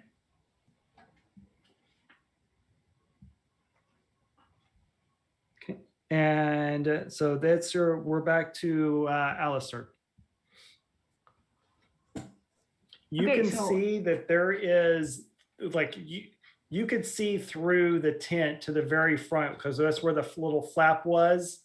And then you saw the creature come stand basically you can't see anymore. There's like these little legs that are now standing in front of the opening. Okay, I'm going to get inside the tent as I Okay. like keep gesturing for these guys to start leaving either way. But before they start moving, I want to get and making noise. I want to get into the tent, and I want to wait there so I can try to talk to this guy and like make sure he doesn't like set an alarm or anything. As soon if he walks in, I want to be there like to catch him instantly. Okay. So do you want to move Alistair inside the tent? Let me know where he is. I'm gonna be there. Okay. All right. So they see you enter the tent, and the Bullymander's kind of get in a corner, and you're sitting there just telling them to be quiet, and they stop moving, or do you want them to try to leave the tent? I want them to start leaving the tent. Okay. Well, they rolled a 19 for their stealth check, so they are doing their best to try to quietly go through the hole in the tent. So Eliash, you're up. I'm gonna try and see if I can take a swipe at this guy and not miss. So it is going to be a normal roll. 15 to hit. That hits. Yay! Let's do it. Rolling damage 10. Okay. Nice. I'll return the favor. How do you want to do this? Oh, nice. So previously I had swung twice and I'd missed both times. This time I bring my scimitar back and I swing as hard as I can. It goes through the tail and causes the stinger to land right on the scorpion's head, impaling itself, and I can see the poison flowing into itself. It's probably immune to poison, but whatever, it makes for a pretty sight. And I'm like, yes, third time's the charm. Oh, awesome. I couldn't have done it without you. How are you looking? He's all right. Nice. All right, very good. That hero's feast did its job. So Awesome. technically we are, so I will bring us out of initiative since this fight is over. So the Tlinkali are still fixated on Yora. What do you want to do? You seem to be losing their attention, and you notice that they're beginning to get more and more agitated about what is going on, and they're starting to look concerned.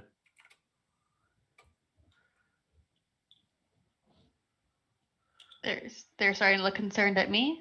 Well, they're kind of starting to look around, like you're losing your focus on them. They're starting to kind of look around the camp and move about. And you also just lost sight of Alistair. Cool. That was my next question. Mhm.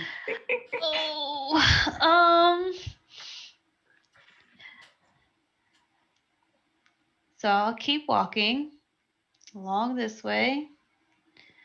Let's see, 5, 10, 15, 20, 25 feet.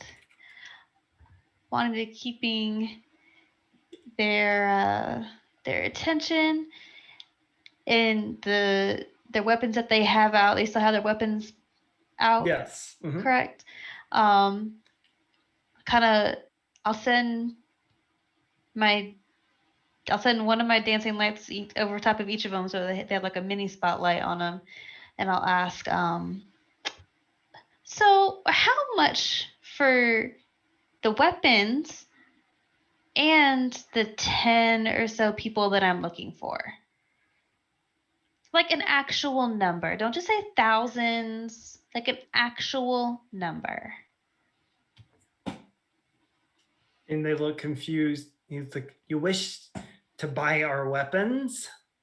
Yeah, they look very well made and well used, and I bet they have an amazing story to tell. I love amazing stories. Actually, if you can go through and tell me how you got each and every one of those nicks on those, I would be so thrilled.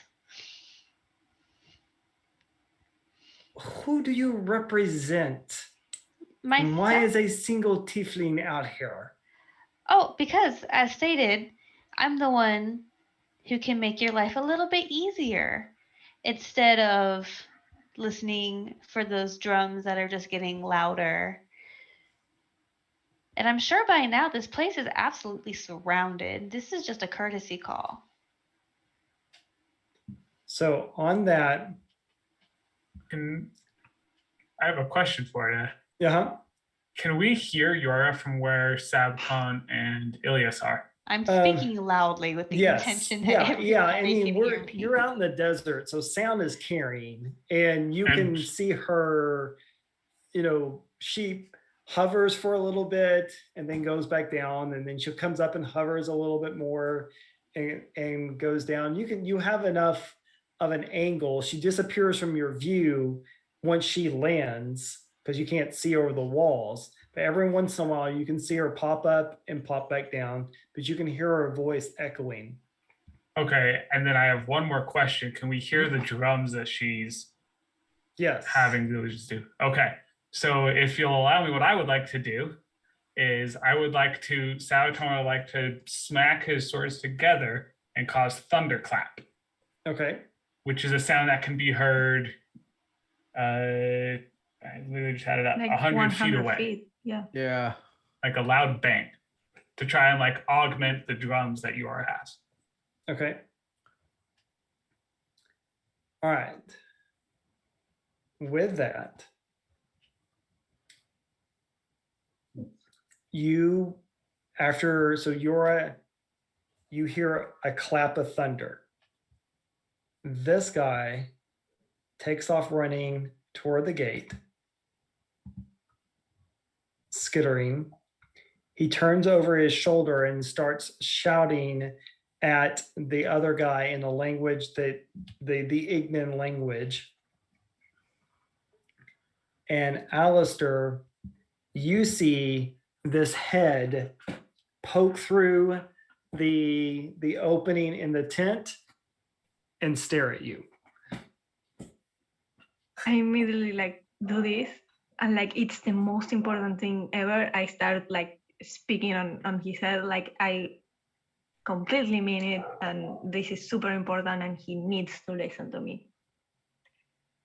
Okay, you can clearly tell that whatever she's doing out there, it's not the whole thing. I can tell you're smart enough to know this. This is bigger than you think, and I will need you to step in here for a second so I can tell you just enough so you realize why we need to take these people. And I will try to keep talking to him for a minute. I will need him to make a wisdom saving throw while I'm doing that. So he gets a +1. So here we go. No! Oh no. Wait. Well, I think I have let's see Advantages. here. Wait, do you have any of my disadvantages or not? You know what? I can't. I will use I think I have a disadvantage left over. So you do. We'll see what happens. Yes. Wait, what's that? Because maybe they That's a have like 9. That's a 9. Oh, okay. Mhm. Okay, amazing. So, if this failed, I will need to keep making my argument, but I don't, since what I'm using No, here is I I will will- keep making my argument. Yeah. but Okay, so What I'm he's using here. well, I'm just If to you say want as you're to doing know. that, he kind of sticks his torso into it. He can't really get into the tent because it's too large for him, but Oh. he is doing his best to like the upper part of the humanoid part of his body is sticking through the tent. And Okay. is now looking at you with a very confused look on his face. Okay, so I'm going to keep rambling for a bit about how this is super important and there's Simons coming and there's something more to this and this is why he has to get out of here right now. And I'm using something my fairy godmother taught me to inspire terror on its mind. So since it failed, it's frightened of me for 1 minute and let Okay. me like go back. I think that means that it needs to spend like all his movement every turn trying to get as far from me as it can, if we're talking about the condition. So Okay. So it needs to he needs to dash away from you. basically like he's like Yeah. terrified of where Okay. So a frightened creature has disadvantage on ability checks and Oh, it attack doesn't rolls need- while the source of doesn't its need to fear move is in away. line of sight. The creature can't willingly move closer to the source of its fear. It doesn't have to move away though. Okay, Yeah. so it's just like frightened by me. That's the Okay. condition. So I keep going with my argument to tell that if he needs money, we can eventually get it to him, but it will be safer if he just Okay. let us get out of here, distract his body or whatever, because this is super important and we need these people to complete a Okay. ritual to be able to stop these awful things that are coming. So as you're talking and you're slowly just walking closer and closer to him, he starts backing up and backing up and backing up, trying to keep a distance between you and him. So I would say you're probably right there, kind of right there at where it's opening. And he is every step forward that you take, he's taking backwards to give you because he can't take his eyes off of you and he is following your every movement, but you can see that he is just trying to weigh, like which way are you going to go next so he can go the opposite direction. Okay. Um, What's going on everywhere? You two guys up here, you see the gates fly open as this thing steps out. I will give you an opportunity to move if you want to. Let me move this thing. If you want to go a direction, you hear the gates slam open.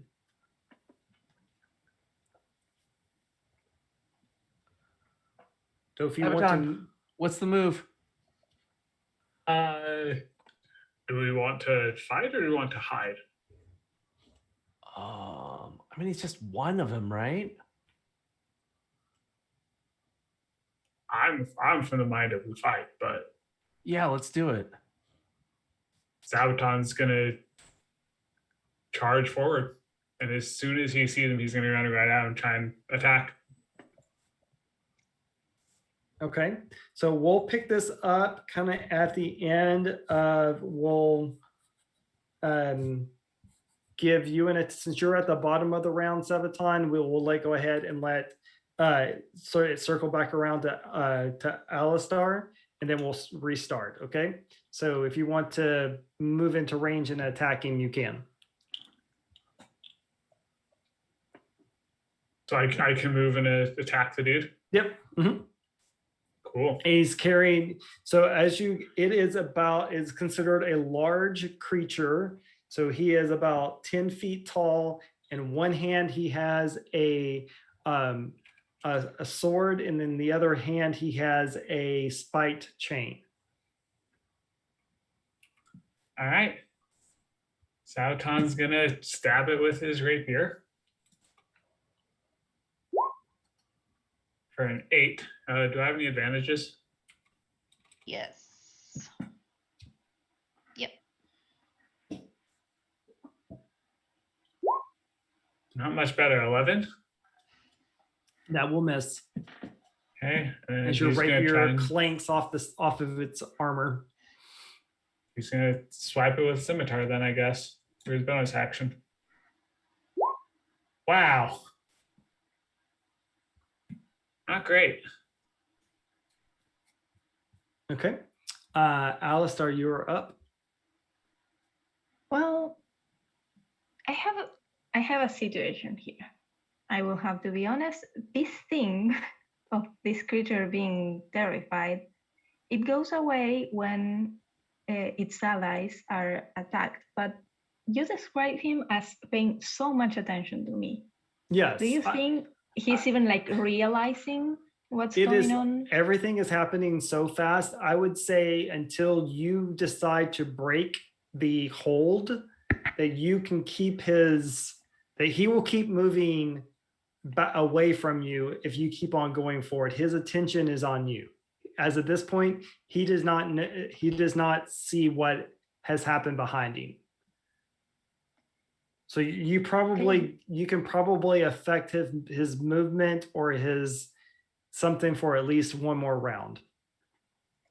Okay, so I will, let me check where I can move.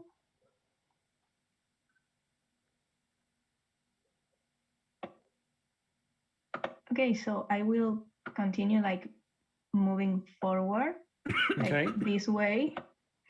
I'm assuming he's like backing off. I want to Yeah. take him like to the side of the camp. Like up here or over here? Yeah. I'm like taking him to that side as I slowly like get closer to the Okay. gate. So you can see that the gate is open, and you see and- Sabaton is now in combat with this other thing. Yes. I want to gesture for the frog people, volley manders, to come closer, like follow me. Okay. If they're no longer like super hidden, if they can keep going kind of hidden. You see that they are being hesitant, but they are slowly working, starting to get out of the tent. Okay, I want them to like slowly like notice what I'm doing, Okay. that I'm like opening a way for them to start getting closer to the gate. So whenever this guy on the gate is no longer a problem, we will be able to leave super fast, Okay. basically. Trying to see if I can. So yeah, I think I can move like up to there. And I'm hoping that being like in that corner, this guy will still not be able to notice what's going on for a while longer. Okay. I was trying to see Actually, if I had I'm anything. going to go ahead, and since I didn't really like use an action, I'm going to try to like tell him, so maybe now you should hide, and point to one of the tents on the back to see if that's like a persuasion, intimidation, or whatever. No, I would say you pretty much, you're. He's terrified, so Yeah, you're forcing him kind of into that direction. So I'm trying to find a good token.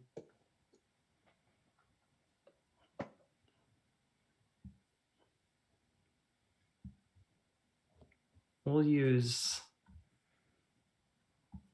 Mr. Marley to indicate the bullywugs. Or the bullymanders. So, okay, Ilias, it's your turn. Yes. I am going to try and see 5, 10, 15, 20, 25, 30. Yeah, I think I will try to swing around this side and attack it. Okay. So that I believe will be attacking with advantage, rolling. That will hit. That will hit. Mhm. And I will do. Oops. Why is this? Sorry, I'm having difficulties. This is just a regular roll for damage. Ooh, min 6, and it will start vibrating. Okay. I think that will be good for now. That is what I will do. Actually, yeah. Yep. That's what I'll do. All right. So this guy is going to keep his focus on Sabaton and swipe with a longsword for 14. That'll hit. Wait. I am going to use a bardic inspiration to cutting words that hit, and it will subtract a d6 from that. Okay. So that's -3. So 12. And it'll miss. That will miss. Ha-ha! Okay. So and then he's going to come around with his you know what? He is going to come around with his stinger for 16. That'll hit.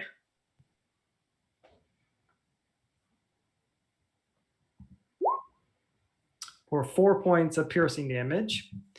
And you notice again that there is as your body begins to want to, this poison seeping into it, and you grin at it as you realize you're still immune to poison.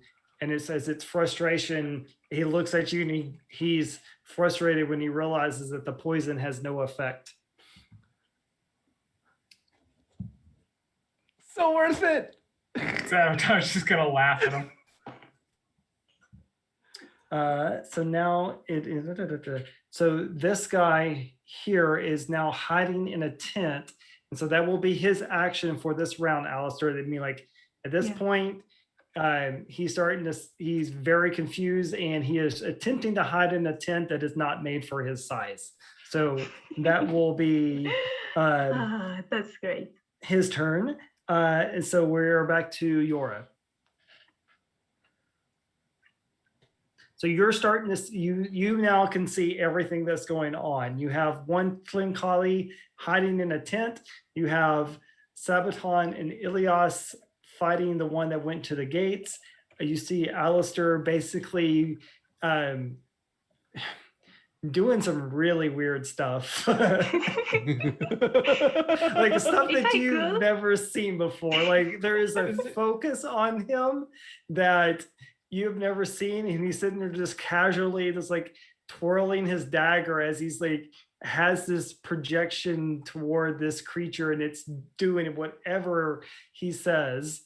And out of the corner you see the bullymander starting to creep out of the tent and trying to shuffle out of the tent, and you see that they are manacled together with their wrist and at their feet.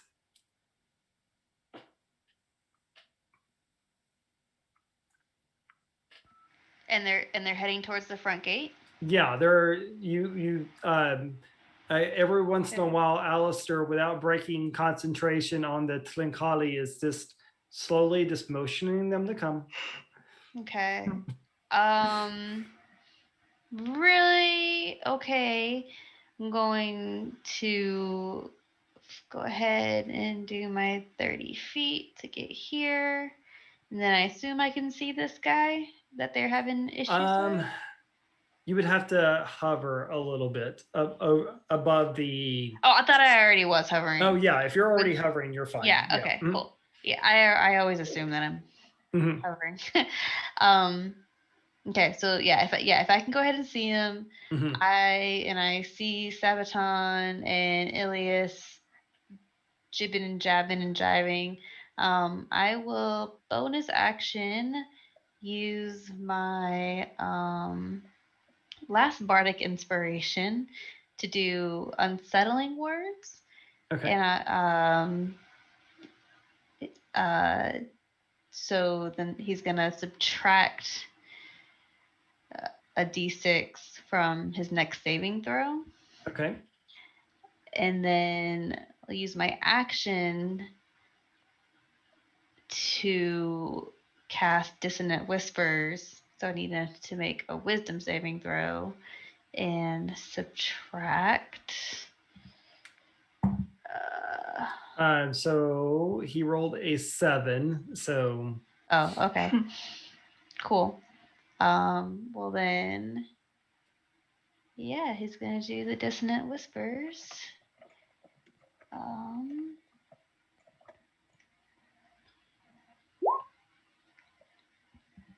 For 10 points of psychic damage. And it has to move as far as it can away from me. so for its reaction, right? Hmm. For its reaction. It must immediately use its reaction. Yeah. Okay. All right. Cool. As it moves, the vibrations around it go off, and it takes. And I'm going to take a swing at it too. Yep. It takes 4 thunder damage. And I will also take a swing at it as it runs away. Okay. So would we still be considered flanking him and get advantage on that? Yeah, I'll allow that. Cool, because I rolled a 3. Ooh. I'm not rolling well at all. 13 to hit? No, that misses. Yeah, I figured. 18 to hit. That will hit. Actually, I thought Bardic Inspiration from Eric, I'm going to use.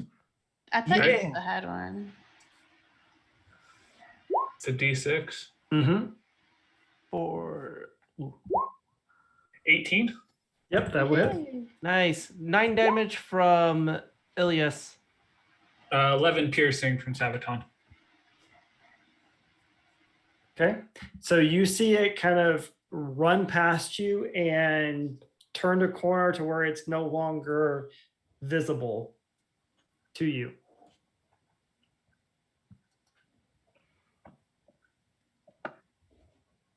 Cool. So Sabaton, is technically your turn. So Sabaton will, because the gate's open, right? Like we can see Yes. through it. Mhm. Okay, cool. So seeing that Alistair has the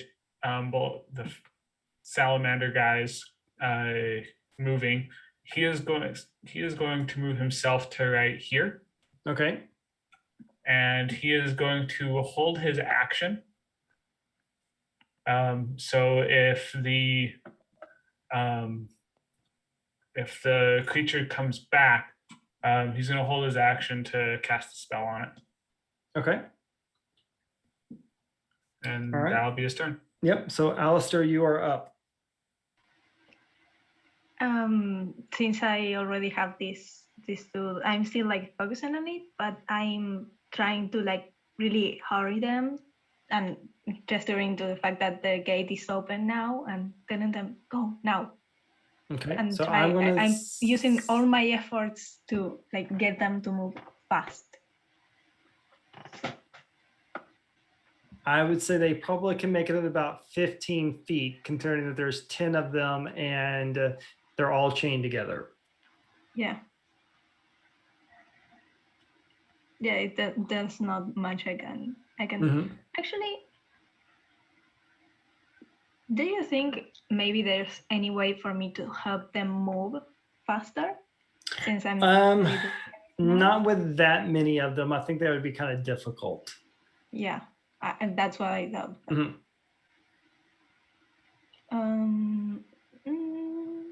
I think that's probably all I can do, actually. Let me see. Do you want to move or? Mm,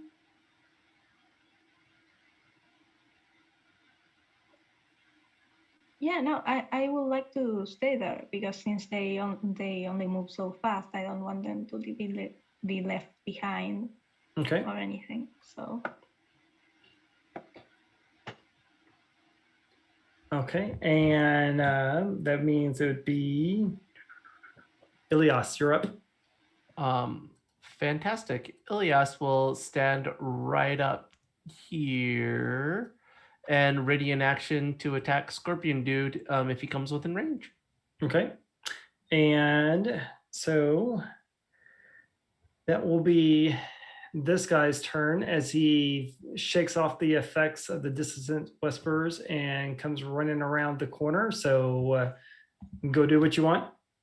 Okay, I need a wisdom saving throw from it of 12 or higher.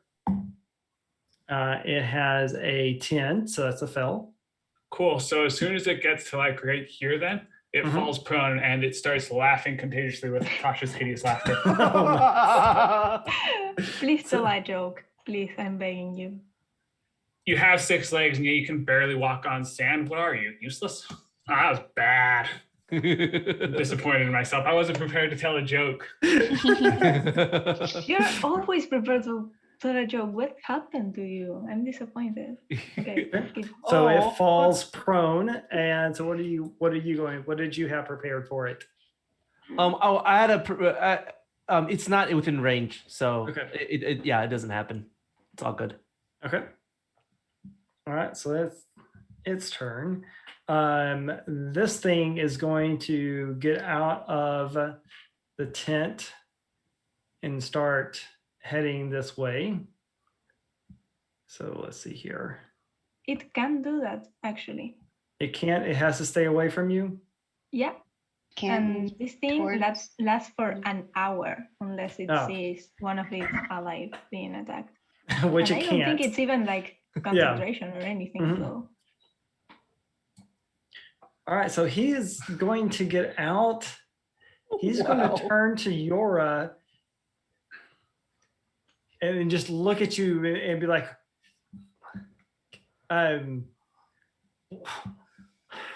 what is this madness?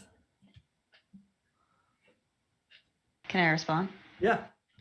I told you to just give them to us, but you're the ones who wanted to make it difficult.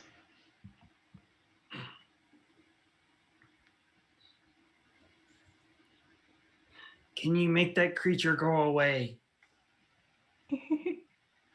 And he kind of glances toward Alistair's direction. Yeah, I can make him go away real easy.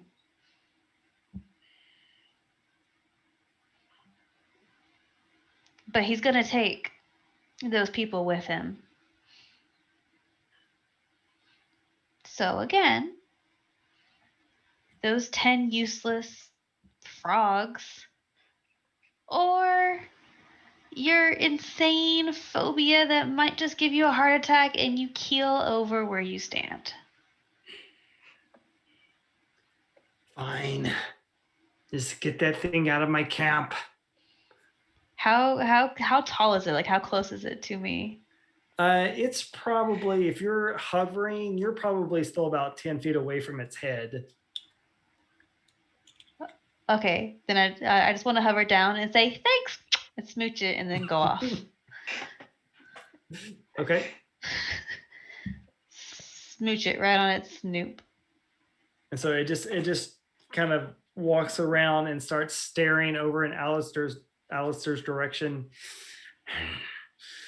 Get out of my camp. I will make sure your friend doesn't follow. Here. And Yora, he tosses the key. He tosses a set of keys up in the air.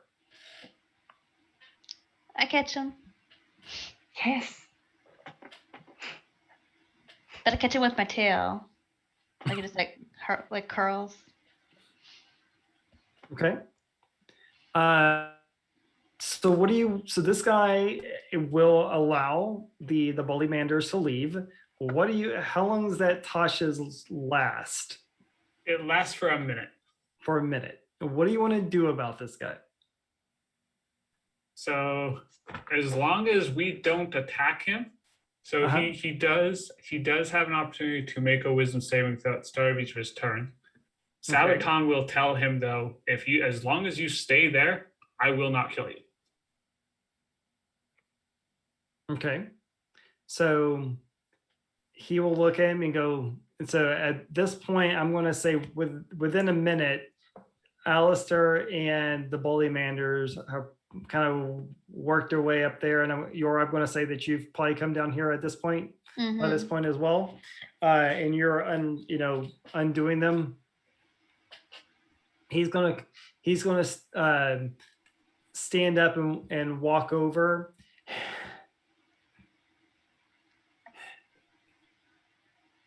What is going on?